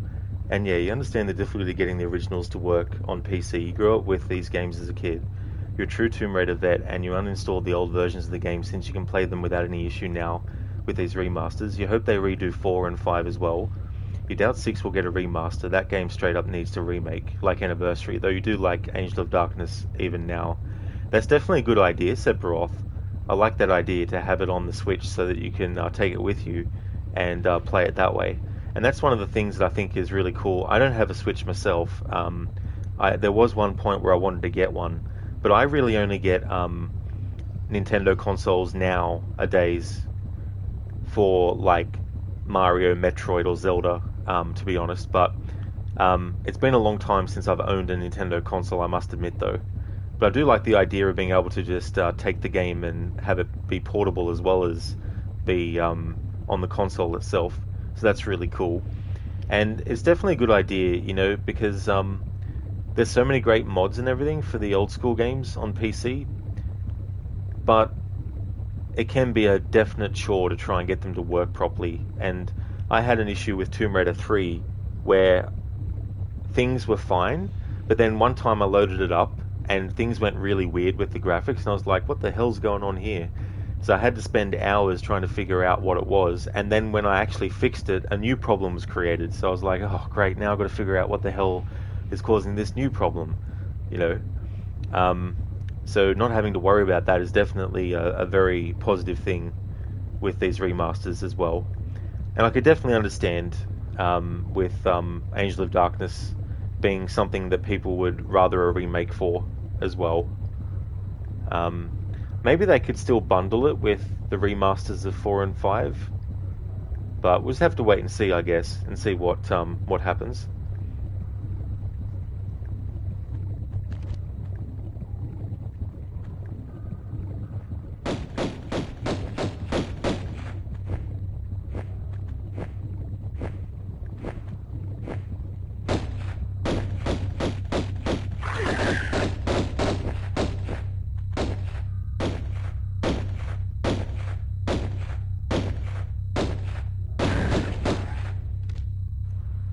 Casper, you could say that Lara is smoking hot. Turned into bacon and ash.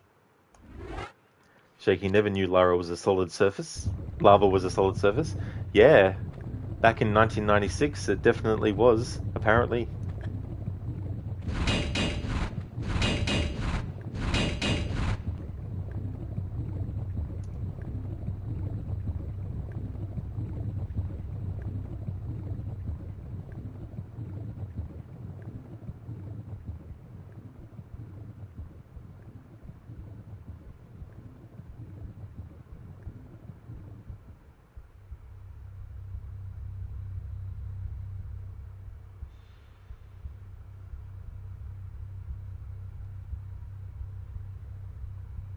It reminds me of Nemesis from Resident Evil 3. Shaky, you remember that stream? Oh yeah, Shaky. It was just like, you just want to have a streamlined experience. You just want to load the game up and boom, jump into it. Not have to jump through 50 hoops to try and get it.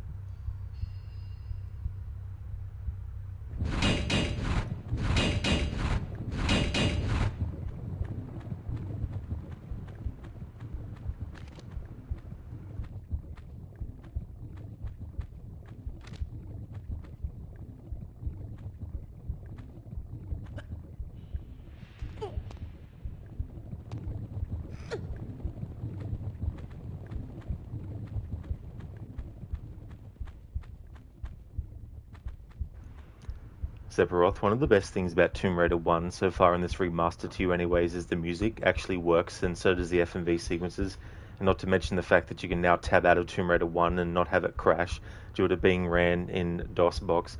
Oh, absolutely, Sephiroth. Pardon me, it's just those small things that can become big issues otherwise. It's good that they paid attention to that kind of stuff as well. And the thing about those cinematics as well, I was able to get the Tomb Raider 2 cinematics on, or FMVs on PC to actually get rid of the scan lines, but I couldn't get it for Tomb Raider 3. So it's going to be so good to be able to play that game now and not have to worry about that aspect or spend a long time trying to figure out how to actually fix it. Yeah, Shaky, definitely emote worthy. There was actually a funny bit that happened where it was inside Lara's head, and I wanted to get a photo mode shot of it, but when I went into photo mode, it basically fixed the camera so that you could see her head properly. Would have made for a good emote, like a good scary sort of Lara one. Sephiroth, you've really been taking advantage of the photo mode to check your work before ending a level, as you're going for 100% on pickups and secrets. Before leaving a level, you use the mode to breeze around back through the level to make sure you got everything, and if not, you go back for it. Now that is a really good way to use photo mode. I used to do a similar thing. Well, I even do it sometimes still for Red Dead Redemption 2 when you're up on a high cliff face and you want to make sure that you're going to make it down safely, going into photo mode and looking at the terrain and figuring out where the best part to go down is. And in Assassin's Creed Origins, Odyssey, and Valhalla, I've done it too as well. Even in Mirage, use the photo mode to sort of like try and find the access points in certain locations and stuff. But what I think is really cool about the photo mode in these remasters as well is, as you say, being able to breeze all the way back through the level in photo mode. Whereas in a lot of other games, you're restricted as to how far the camera can actually go.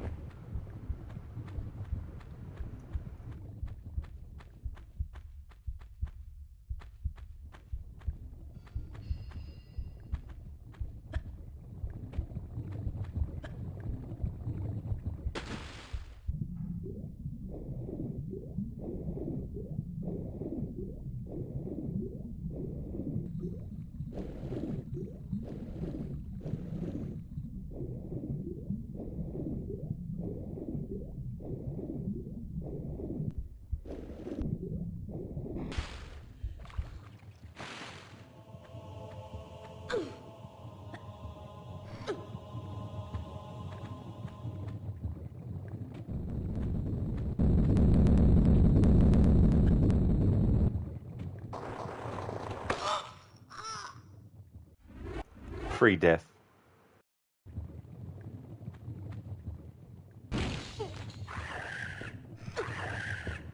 Sephiroth, you discovered early on there's no distance limit to the photo mode camera. The only thing that limits it is doors. Ah, I gotcha, yeah. That is a shame that you can't just phase through the door with the camera. That would definitely help a lot. Especially if you wanted to see what was ahead behind the door. Yeah, shaky Lara kebab.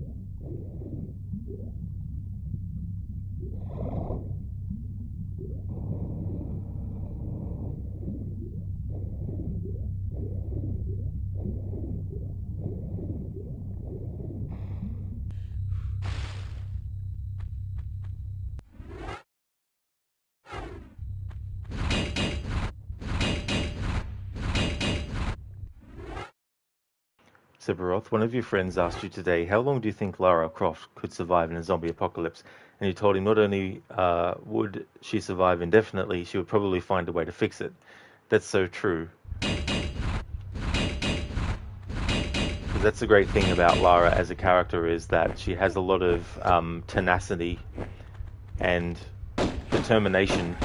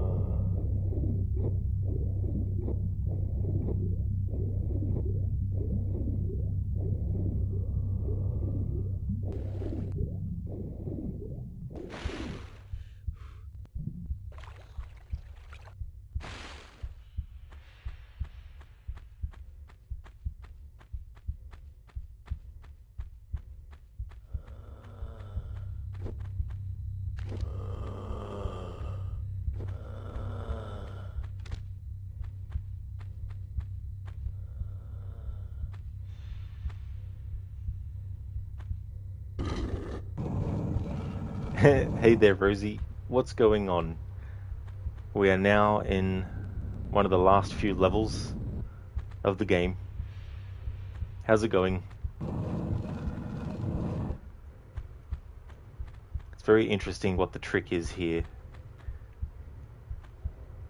For those who don't know, this boulder will actually disappear again when you exit the room, and will roll down again. So what you need to do is move this block to prevent it from actually rolling down in the first place, to then give you access to where it ends up blocking. So it's one of those situations where magically the positioning resets when you exit the room.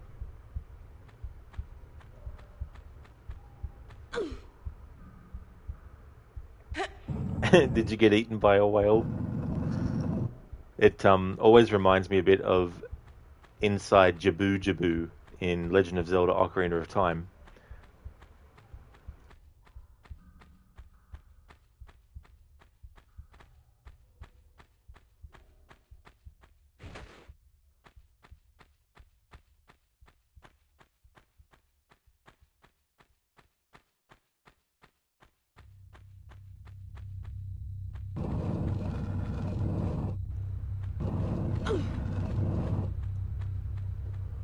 There we go, and now the room has reset and the boulder has disappeared.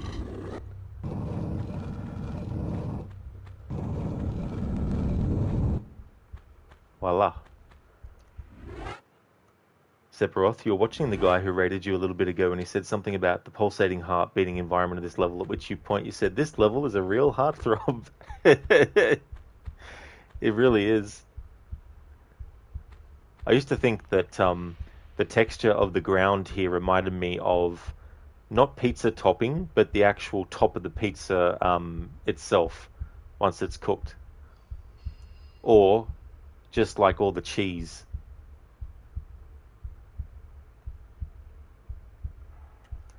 Rosie, for real though, where are you? So we're actually inside a giant pyramid. It's actually the villain's home base of operations. Natla. She basically was an Atlantean god who got punished for her indiscretions, and she gets freed centuries later and takes on the identity of a wealthy businesswoman working in the world of, like, you know, technology and stuff.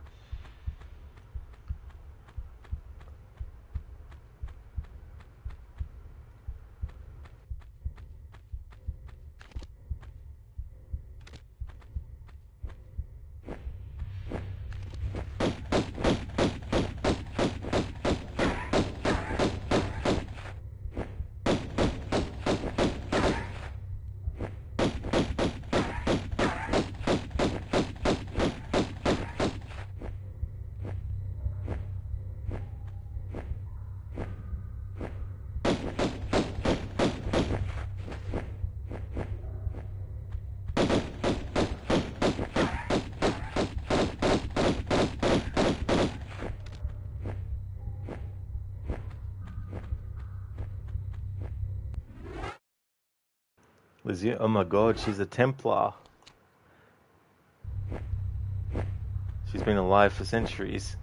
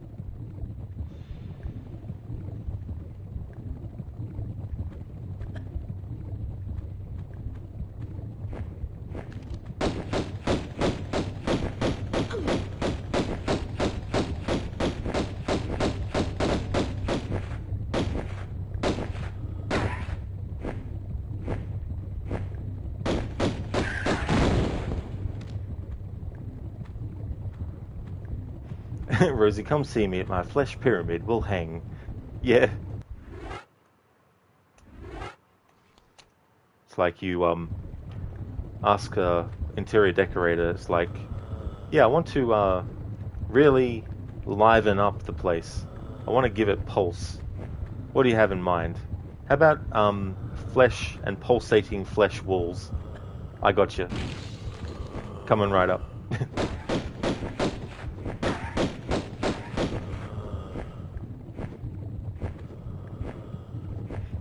Nice one, Sephiroth. You want a home with a good beat. As long as the people who make it put their heart into it.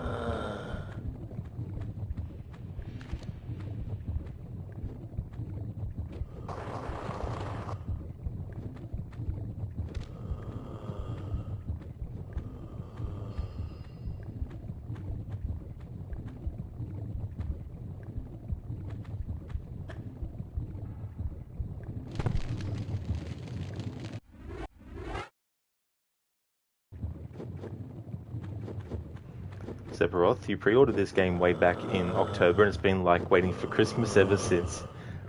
I definitely know what that feeling's like. You sort of count down the days, the weeks, and the months before you can actually finally get your hands on it.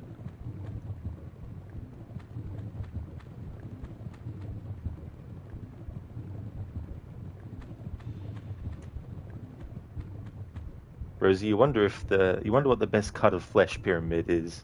That's true. There's probably a science to it. Hey, Mr. Newt, welcome on in. Rest in peace, Lara.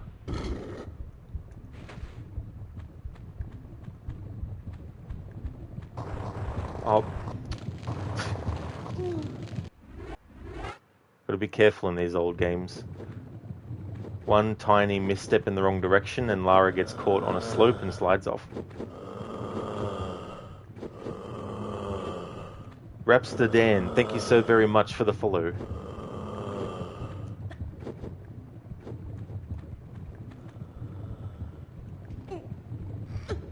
Sephiroth, you literally were. You had a widget on the main screen of your phone that was counting down the days till this game came out. Oh, really? It's good that it's been worth the wait. Because that's the other thing too, you just don't know sometimes. Unless you've played a demo of the game, from a playing it perspective, you know, you might have seen the game being played and stuff, but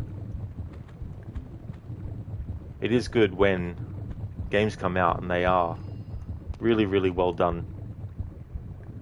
Yeah, Lizzie, the groaning that you can hear in this game at this point. Then you got like the heartbeat that constantly happens.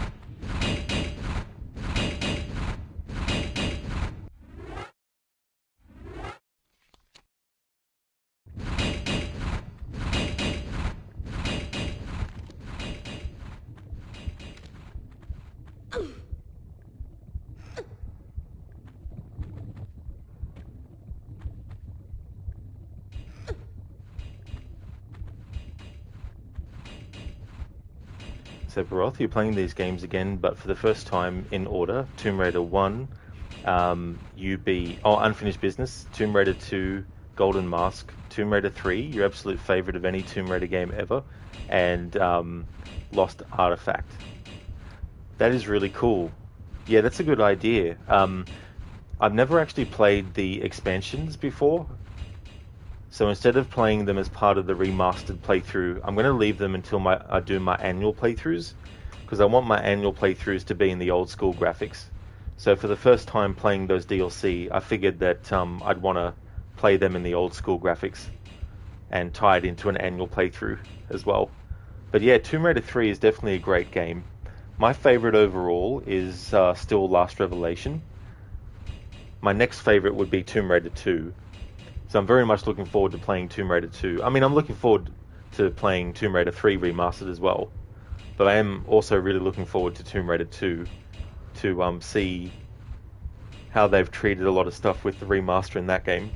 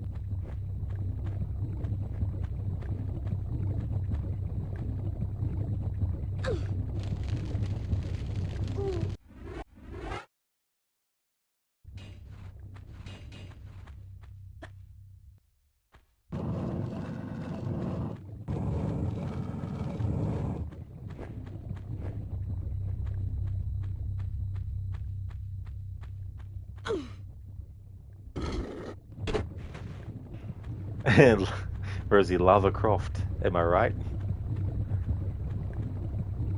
We've got Lara's doppelganger, which in this game and Anniversary doesn't have any actual skin, just muscles and tendons, and she looks like a human piece of bacon.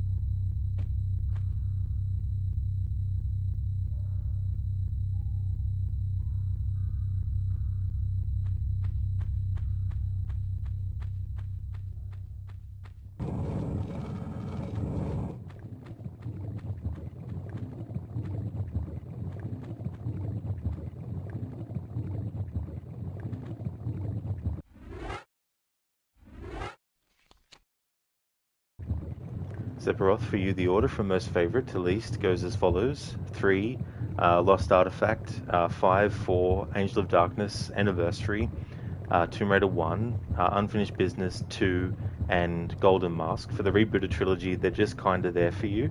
Don't really like them too much, but you don't dislike them either. You just prefer the old school Lara of the new one. Oh, that's definitely fair, Sephiroth.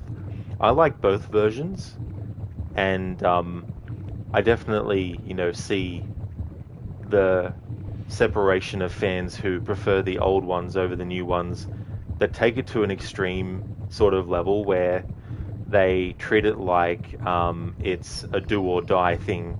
Like you either like the old ones or you don't, kind of thing. And then you get the people who don't like the old school games. I don't mind like when people don't like something or when people like something. I think in both can take it to an extreme level where it just becomes ridiculous. People who like something can take it to an to an over the top level where they're very vindictive against other people who don't like them, or people who don't like them are very vindictive against the people who do. And this is just in general terms about stuff too, as well. But that's a good ranking. But yeah, I don't really know what I would rank all the games, because it's a bit hard for me in general to rank a lot of stuff sometimes, because I really have to stop and think about it. But then I don't really know what things constitute being better than the other thing, because it's so many different things, different elements that could be good or bad. But I can definitely, in a general sense, kind of like think sometimes what my favorite of something is. Like with Tomb Raider, I can definitely say that 4 is my favorite. It can get annoying sometimes. It's not perfect, but I really do like the setting a lot. I like the story as well. I like the idea of Lara having to rectify some mistakes that she made. I like the whole sort of like horror aspect of it. Like, not that none of the other games before it had that element, but I really do like the whole sort of like very atmospheric horror sort of like moments, especially when you have Set being put in that coffin with the spikes, and all that kind of stuff, and the skulls that you see and all that kind of thing. And there's a certain sort of like feel that the game has that I really like a lot. And then I can definitely say that Tomb Raider 2 is my next favorite, because I really like the idea of having a cult that is after an artifact and having to stop them, and also the Tibet levels are really, really cool. I just love the atmosphere of those, and I really like the references to Temple of Doom in Tomb Raider 2 as well, because that's my favorite Indiana Jones movie. You totally forgot to put Underworld and Legends in there. Underworld would just be before Angel of Darkness, and Legends would be after Anniversary. That's a definitely fair place to put them as well. I would definitely say that Legend is a great game. Same with Anniversary. I do like Underworld, but the problem I have with Underworld is the camera, especially when you're trying to see where you need to jump to, and the game will literally take control of the camera away from you in pivotal moments where you need to know where to look to actually see where you're going. Plus, it's a bit crazy. I like the idea of Lara being able to independently aim at enemies with either pistol, but when you have enemies that are in the same field of vision, that's fine. But when you have enemies off to the side of the screen, and they're the small enemies, and then there's another enemy that's a small one to the left, it's a bit jarring when it quickly moves over to the right, then to the left, then to the right, then to the left. It moves sort of like jerkily all over the place as well, which is unfortunate. I think if they ever remaster Underworld, they should actually do something to really overhaul the camera system.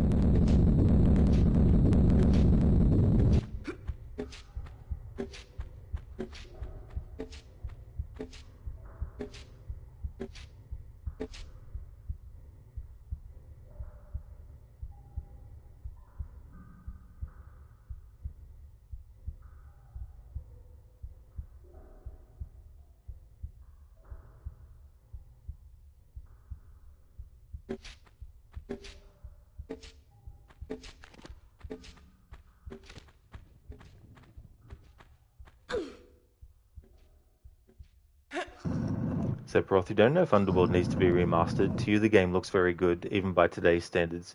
Your opinion, of course, lol. You know, so won't agree. Oh, that's fair enough, Sephiroth. Yeah. I do really like the look of the graphics in Underworld, especially too when you compare it to Legend and Anniversary. They really did a great job with improving the graphics, and it's only like a 2-year difference between Legend and Underworld, but it's definitely a big improvement. Yeah, shaky. Definitely ouch.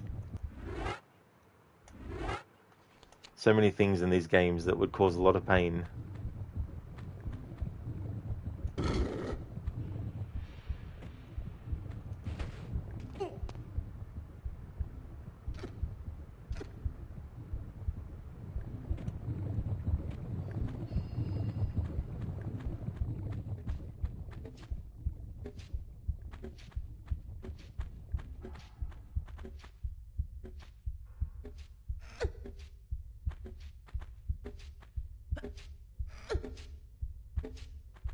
Sephiroth, as for the remaster as a whole, usually pretty harsh with your ratings of a game, but since Tomb Raider is what you grew up with, we actually gave this remaster a 9.5 out of 10.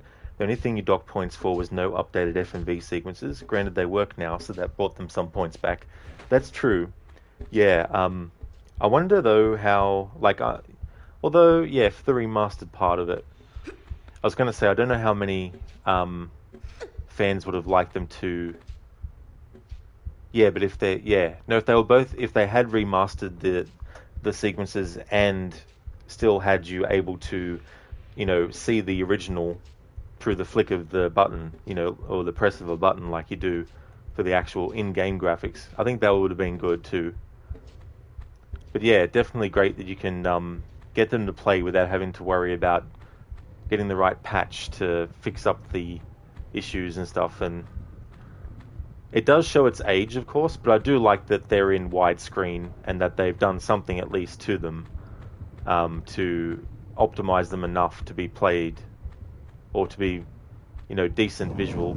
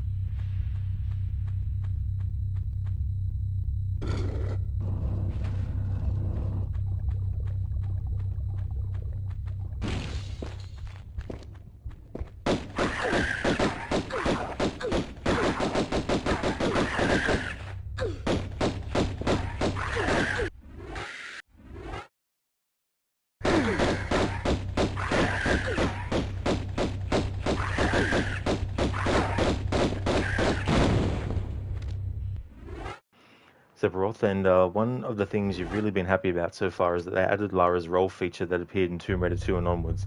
That being she can twist mid-jump or mid-backflip, made traversing some areas better and makes the combat more fluid. Not to mention she can roll underwater too, which also didn't happen until Tomb Raider 2 and onwards. Saves a few seconds on air. Exactly, yeah. One of the things I also tested, because I wasn't sure, if it was going to be a thing or not in the remasters, I also double-checked to see if they put in the ability to hold down the action button while Lara was pushing or pulling something without having to have her pull it for a little bit or push it for a little bit, then stop, and then have to press it again, and then, so on and so forth. But they didn't bring that over, but that's probably because maybe it's something that they couldn't put in somehow or for some reason. I'm not too sure. But yeah, I do like having the flip in midair in Tomb Raider 1 because I definitely use that a lot in the other games as a tactic.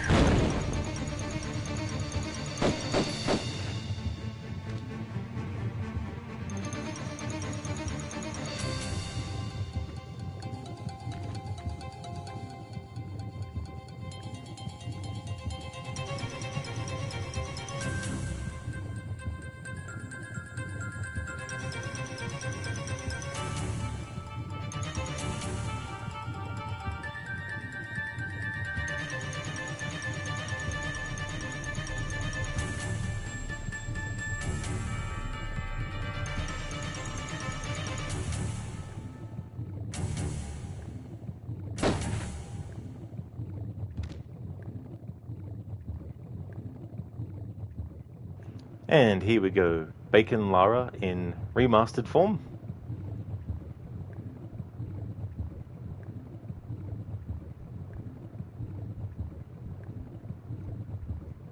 Bacon Lara in original form, which looks more like E.T. in the face.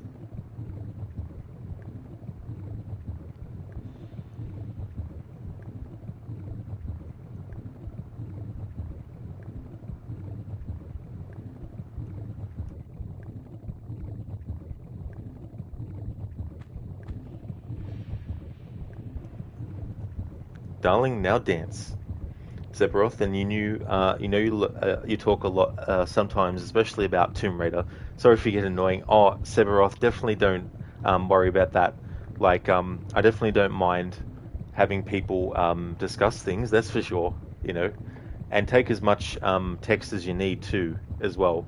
I definitely don't mind when people have long comments because I know that sometimes to actually explain something in a way that someone else can actually understand the exact details of what you're trying to put across. I definitely understand that it does take a bit sometimes to get that through in wording. There's only so much that you can get across in a summed up sort of like message, if you know what I mean. So definitely don't feel like that. I don't mind walls of text, that's for sure. As long as it's not spam, nonsense, gibberish stuff kind of thing. That's different, of course. But yeah, if it takes a bit of words to get across what you want, that's definitely no worries.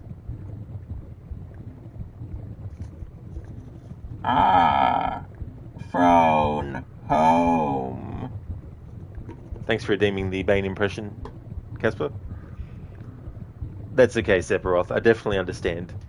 Because sometimes I'm like, I'd love to be able to like shorten some stuff, but it's like, especially when you're trying to explain something that is very detailed and you want those details to come across because they're important, because without those details the person on the other end of the message doesn't really get what you're saying, you know, so sometimes it does take a lot more than just a couple of words or a few words.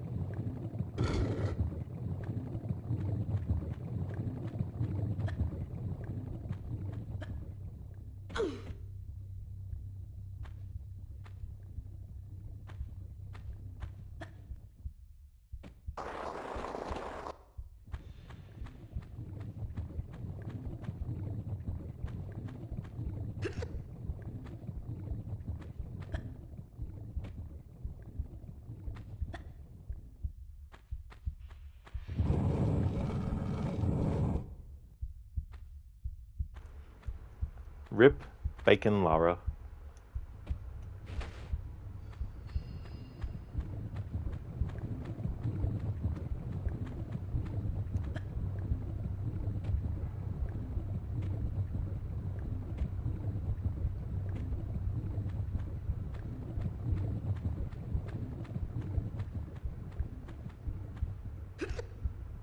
Hello, Stan. Welcome on in. Lovely spam, wonderful spam, spam, spam, spam. Spam on a sandwich, spam on a biscuit.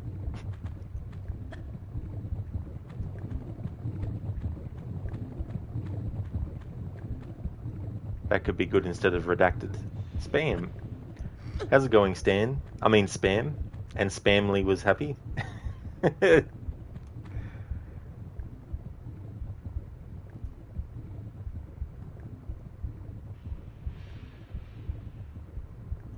Sephiroth, since you're replaying these games, anyways, you're going to go for something you've always thought about doing, but you never really tried, but now that there's an achievement linked to it, you're doing it. That is, you've picked up all the weapons so far, but you're going for the hard-boiled achievement, which is beat the entire game using only Lara's pistols.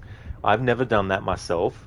Like, it may seem like I'm doing that in this playthrough, because I've very rarely, used the other weapons, but in these old school games, I'm really a hoarder of ammo and stuff and health kits, so I like to wait until I really am in desperate need of having to use a different weapon or using health as well. Stan, you're okay, Spam Legion, clearing the map on Unity. Nice. Citizen. Well, that's good. I'm glad that you're going okay, Stan. Honey Lil, welcome on in. Thank you so very much for the lurk.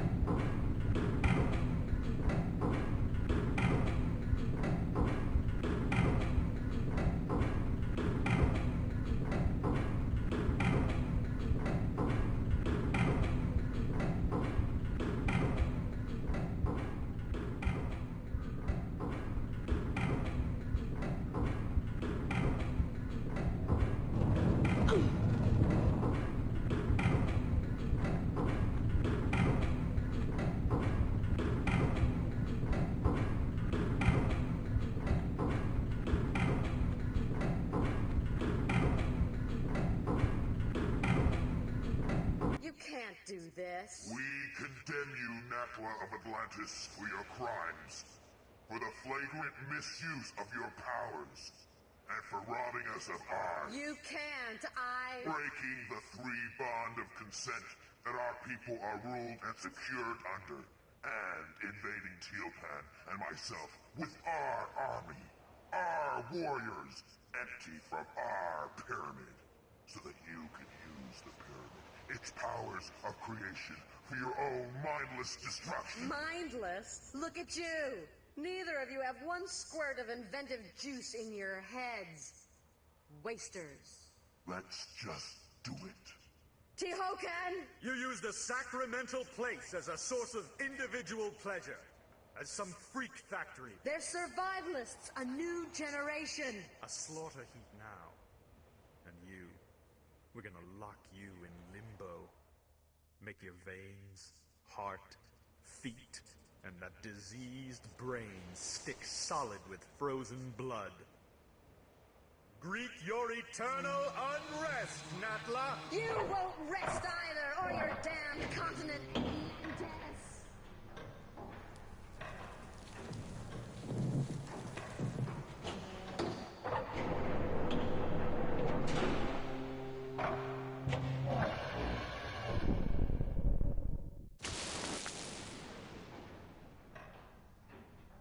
Back again. And you? For a grand reopening, I assume. Evolution's in a rut. Natural selection at an all-time low. Shipping out fresh meat will incite territorial rages again. Will strengthen and advance us. Even create new breeds. Kind of evolution on steroids, then. A kick in the pants. Those runts Qualopec and Tehokan had no idea. The cataclysm of Atlantis struck a race of languoring wimps. Plummeted them to the very basics of survival again. It shouldn't happen like that. Or like this. Hatching commences in 15 seconds. Too late for abortions now. Not without the heart of the operation. No! 10. 5. 4. 3. 2. 1.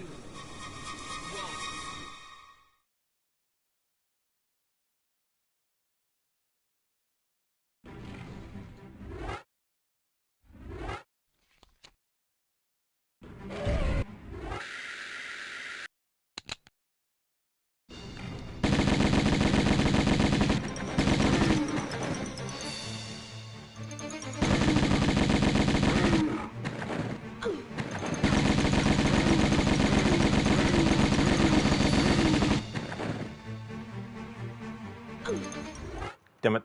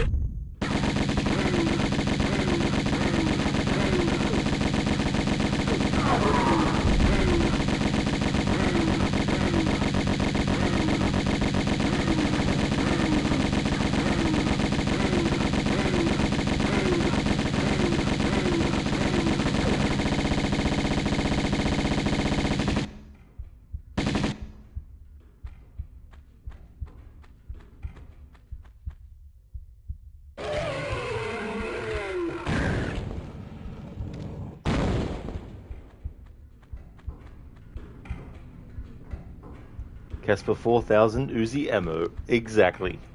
That is the benefit of saving them all up until this part of the game. And just let loose. Sephiroth, God, this fight is going to suck with just the pistols. Oh, absolutely. Yeah, that's the other factor too with these boss fights. If you're going to do pistols only.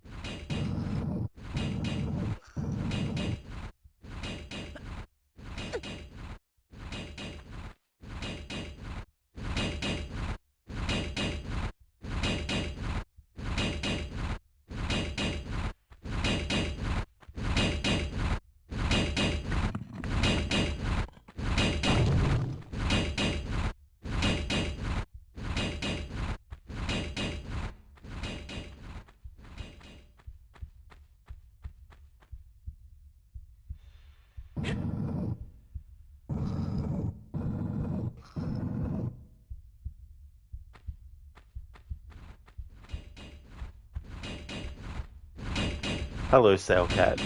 Welcome to you. How's it going? Whoop.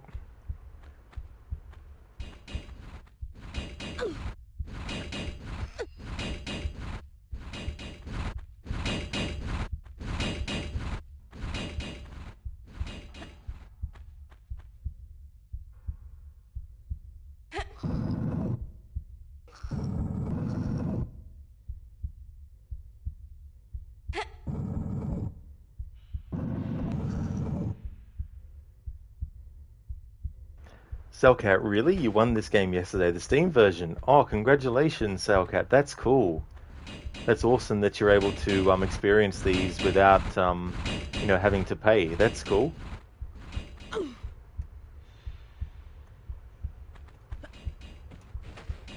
It's great when you can win stuff like that.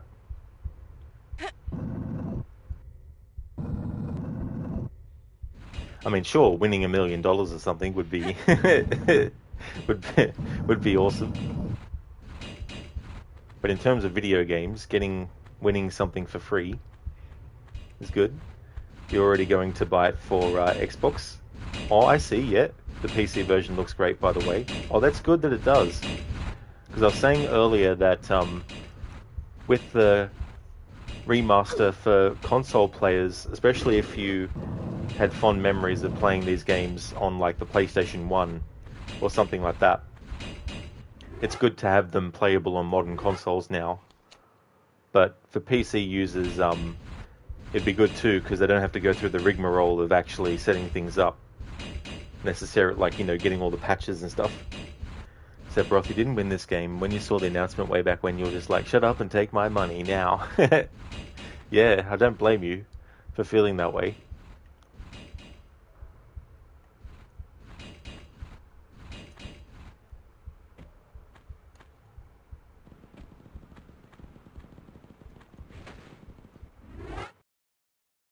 So, okay, you can simply plug in your Xbox controller, play on PC, makes a little difference to you. That's it, yep. You can get that same experience.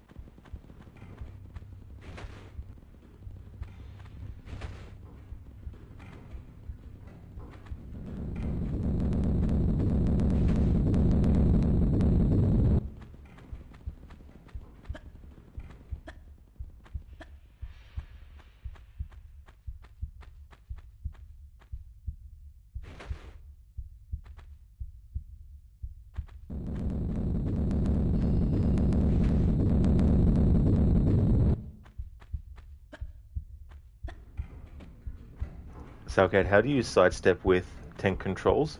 So whatever you've got your like, I don't know what console that comes up showing the buttons for you or whatnot, but if you hold down the walk button and then press left or right, that's how you'll do the actual sidestep with tank controls. I don't know how you do it with modern controls though, because when you press left or right with modern controls, Lara just turns left or right and faces that direction as well. But yes, Hellcat, yeah, you just do the walk and then press left or right, whichever way you need.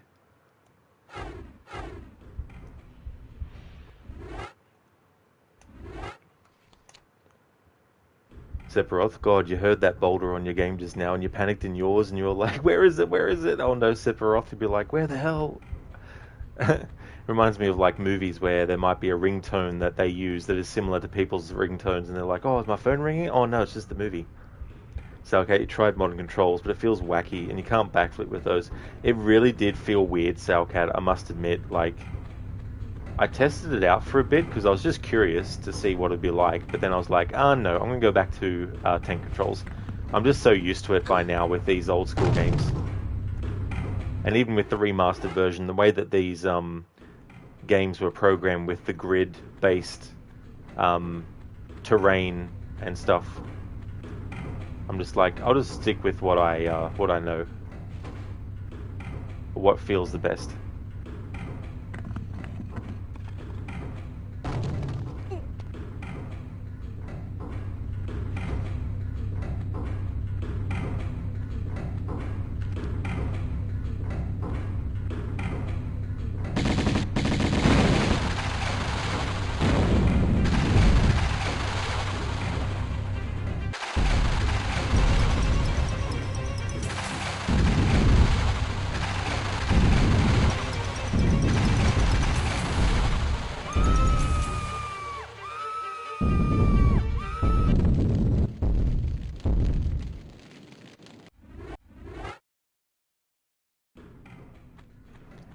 Sephiroth, you tried modern controls for all of 5 minutes in the first level and went right back to the tank controls because that's what you grew up with and that's what you know. Exactly, yeah, you know, and your hands have the muscle memory, or your fingers, if you're playing the PC version, has the muscle memory of what you need to do and all that kind of stuff. Zelcat, most brutal death so far. It's like, Indeed, Casper. Cooked. Very cooked.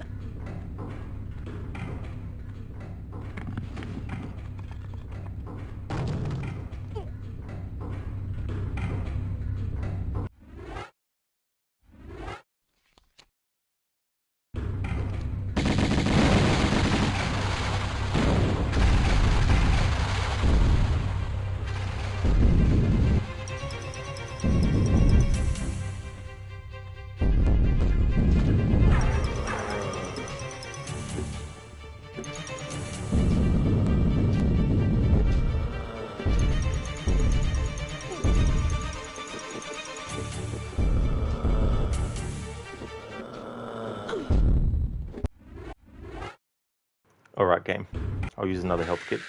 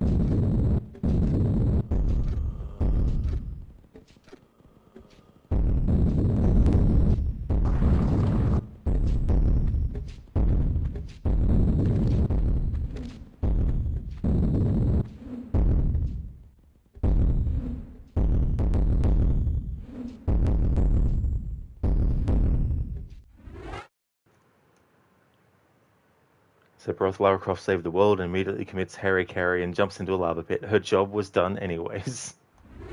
Made the sacrifice. Casper, will I be starting Tomb Raider 2 today? I think I will. It'll be a shorter stream though, relatively. It'll probably still end up being like a 2 or 3 hour stream, but I know that, Casper, yeah. I know I'm still using the Uzis. I decided to switch to them.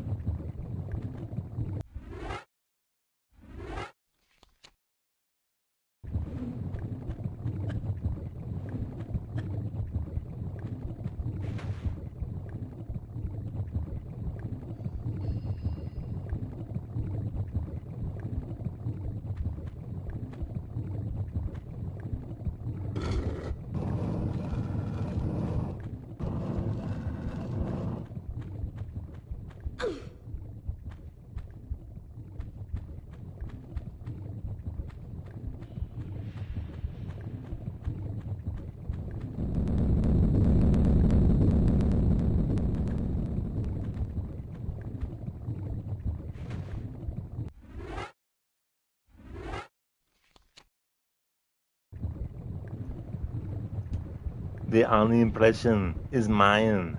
Mine, I tell you. You can all go to hell. You were too late. The bomb was planted and never defused. It's on the chopper, but nobody knows where.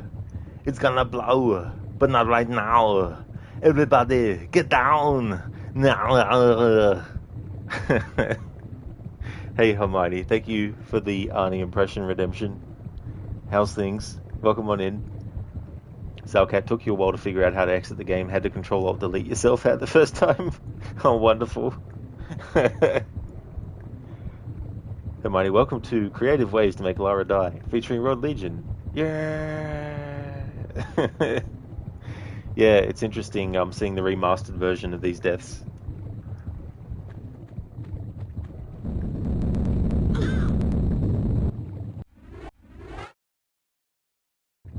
Actually, I wanted to try something.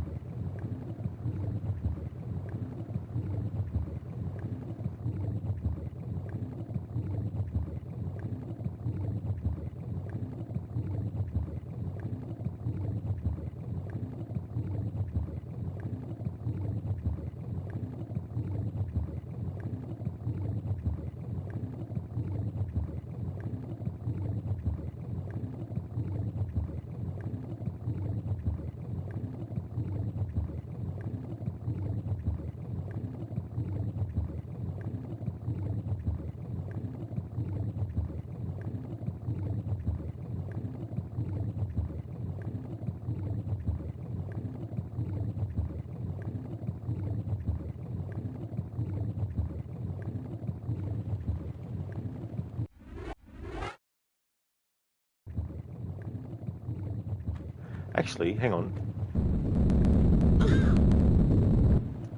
I just want to see something. Oh, damn it, they put the text in front of it still. I was like, oh, because I think it's a really cool image to see of Lara's passport where she's got her hair down, because you very rarely see her with her hair down in the games.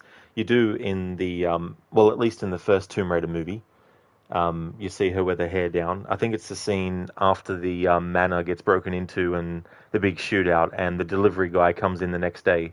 I think Lara's got her hair down in that. And also the ending scene part where she like wears the sun hat and everything and then takes it off and throws it away and then pulls out the guns. But yeah, it's interesting that they did that. I don't know if it's in the original, although you can't really tell with the original.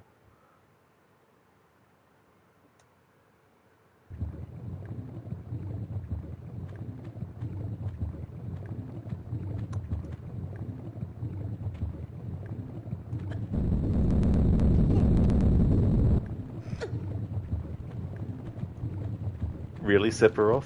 There's an achievement for finding every way to die in this game? Nice.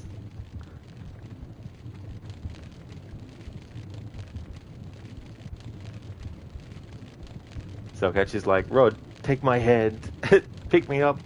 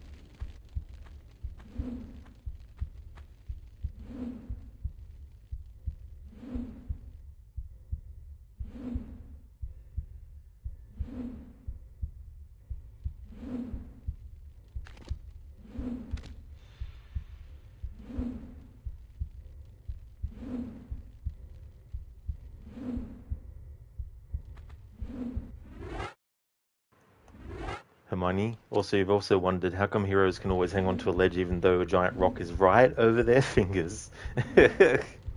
Yeah, it's like... Indeed, Sephiroth. Yeah, plot armor. Plot armor. Yeah, that's what I'm about to do actually, Hermione. I like to do the swan dive anyway.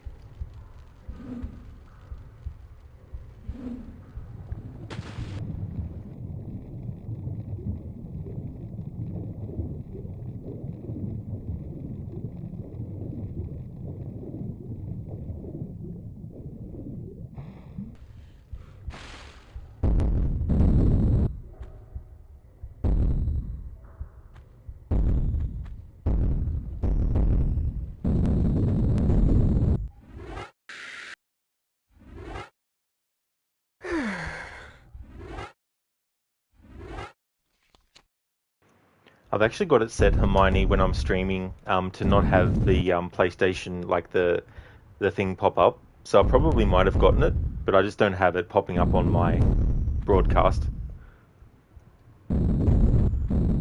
If I was doing a playthrough of a game, though, where I was going for trophies and that, I definitely would change that.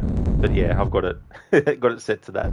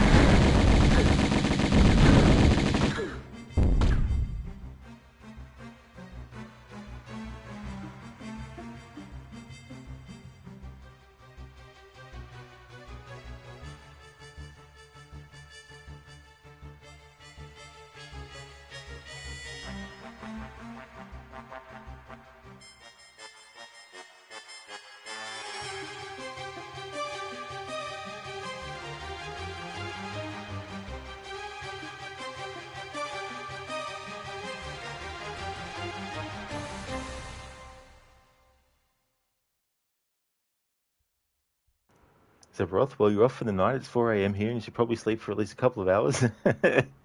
See you all next time. Thanks for being here, Sephiroth. Thanks again for the follow earlier as well.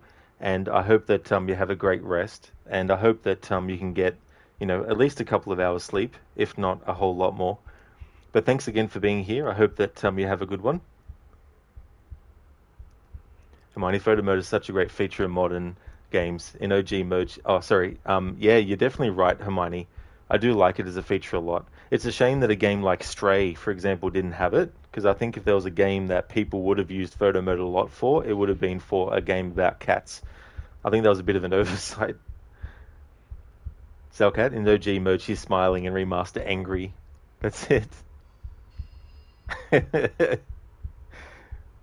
It's so funny, the differences. I've been doing that, Salcat, showing the differences between the remastered.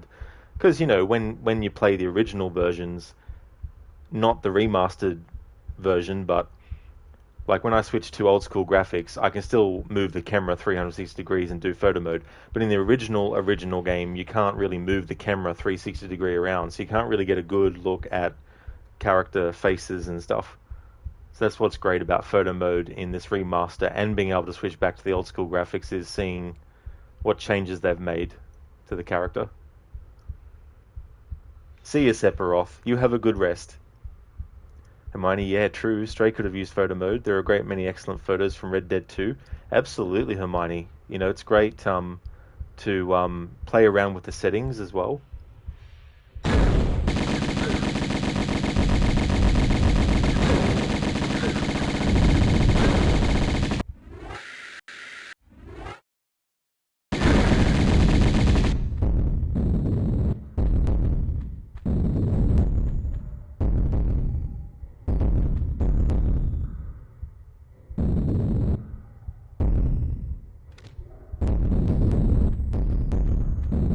You can't bump off me and my brood so easy, Lara.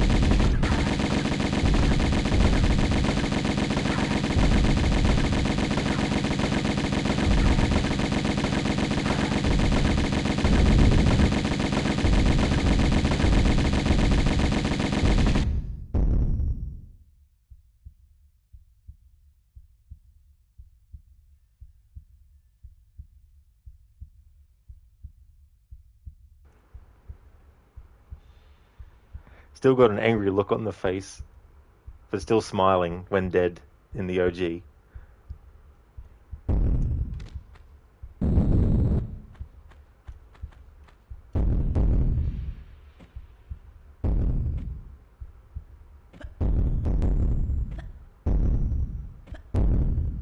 Really? I would have thought it would have worked for that, if any of them. Don't think I can do this on this one.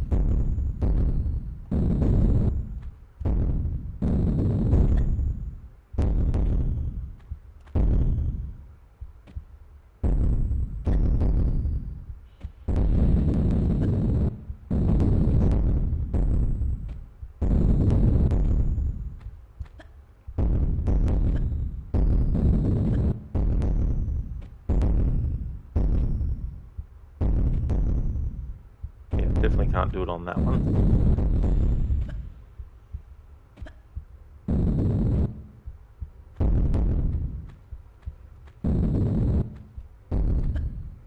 Won't be able to do it on that one because there's a slope. Ah, well.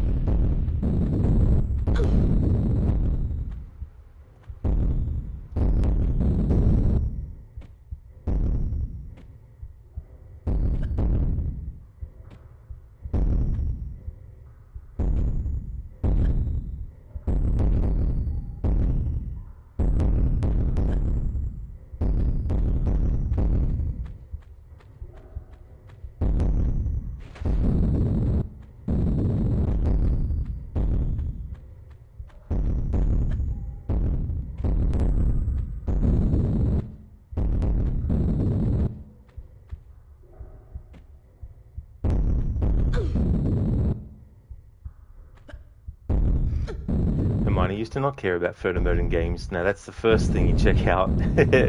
I don't blame you.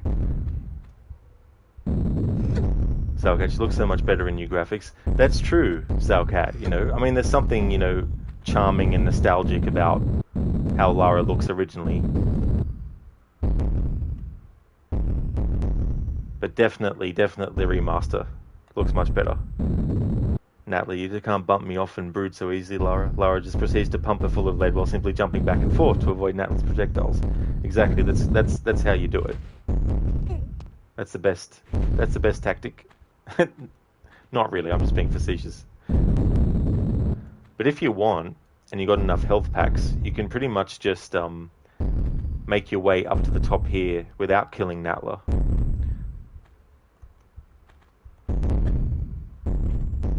But it can be annoying, you need a lot of medipacks and save a lot of times.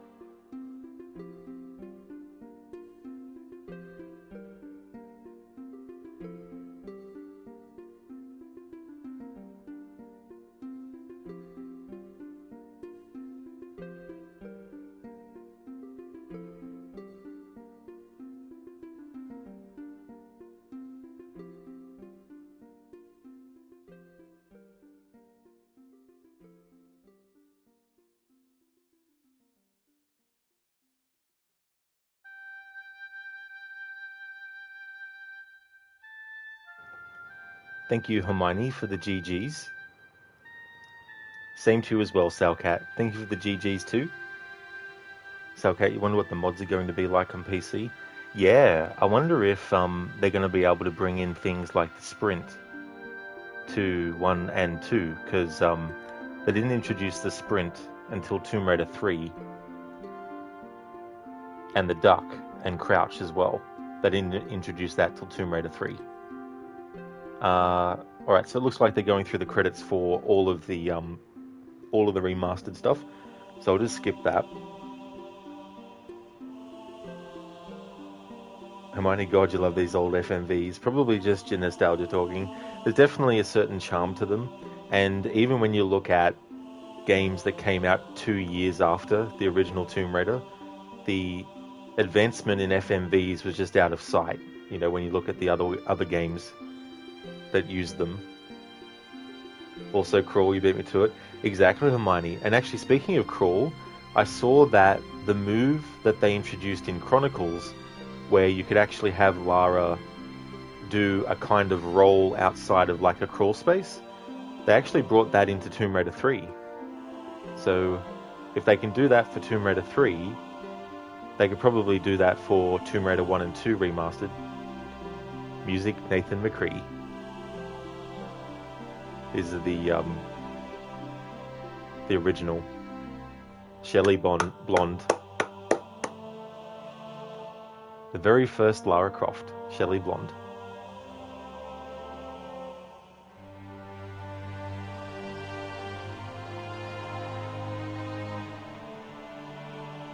Hermione, did you ever play Pod? That game had awesome FMV similar to Tomb Raider. No, never played that one. No, I had to think for a moment because my first thought was the band, and I was like, I don't remember the band having a game.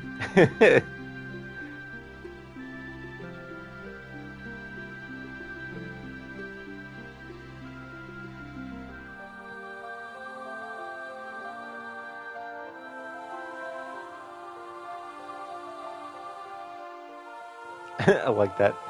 Pierre Dupont, bald guy, cowboy, skate kid. It's like, hi, what's your name? My name is Bald Guy. Oh, is that a name that you changed it to? No, that was my birth name. Oh.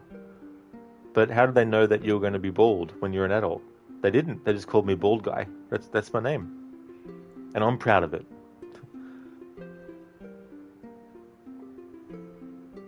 But yeah, that is a funny name to give a character. It also has great music, very atmospheric. You think you'd like it. It's a racing game. The game isn't really good per se, but it's very charming and atmospheric. Nice. Yeah, there's definitely some games where it's not like a masterpiece or anything, or not like an excellent game, but there's still things about it that can be enjoyable.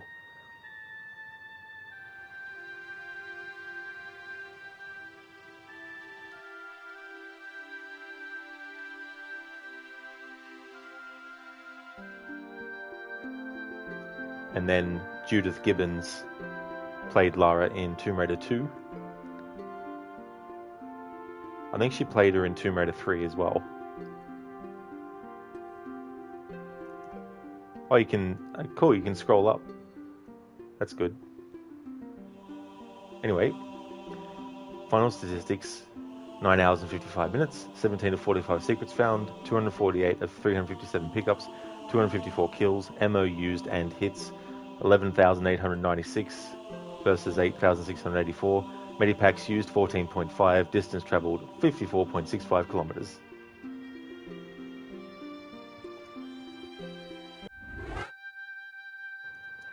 And there we go. That is Tomb Raider 1 Remastered finished. I'm going to be ending the stream because I want to keep the games separated. So the next stream that you'll see from me will be Tomb Raider 2 Remastered. And I'll take a break first. I'll take a break of 15 minutes before I come back with Tomb Raider 2. But I just want to thank everyone so much for watching this stream. And I export my VODs to my YouTube channel. I started doing that last year, so all the VODs from all the streams I did last year and what I've done so far this year are actually over there on that YouTube channel. I do plan to do other types of content in the future. I have expanded to actually add some clips here and there every now and again to that channel that have been made on Twitch over the years, and some recent ones as well. So I'm starting to do more content than just the exports of the VODs, but I want to do even more stuff as well. There's like an anniversary celebration tribute video I did for Prince of Persia: Sands of Time last year as well. But I'd like to branch out to do other kinds of stuff with that channel in the future. Thanks for the GGs, Hermione, and no worries at all for the stream. Just want to thank everyone so much for being here.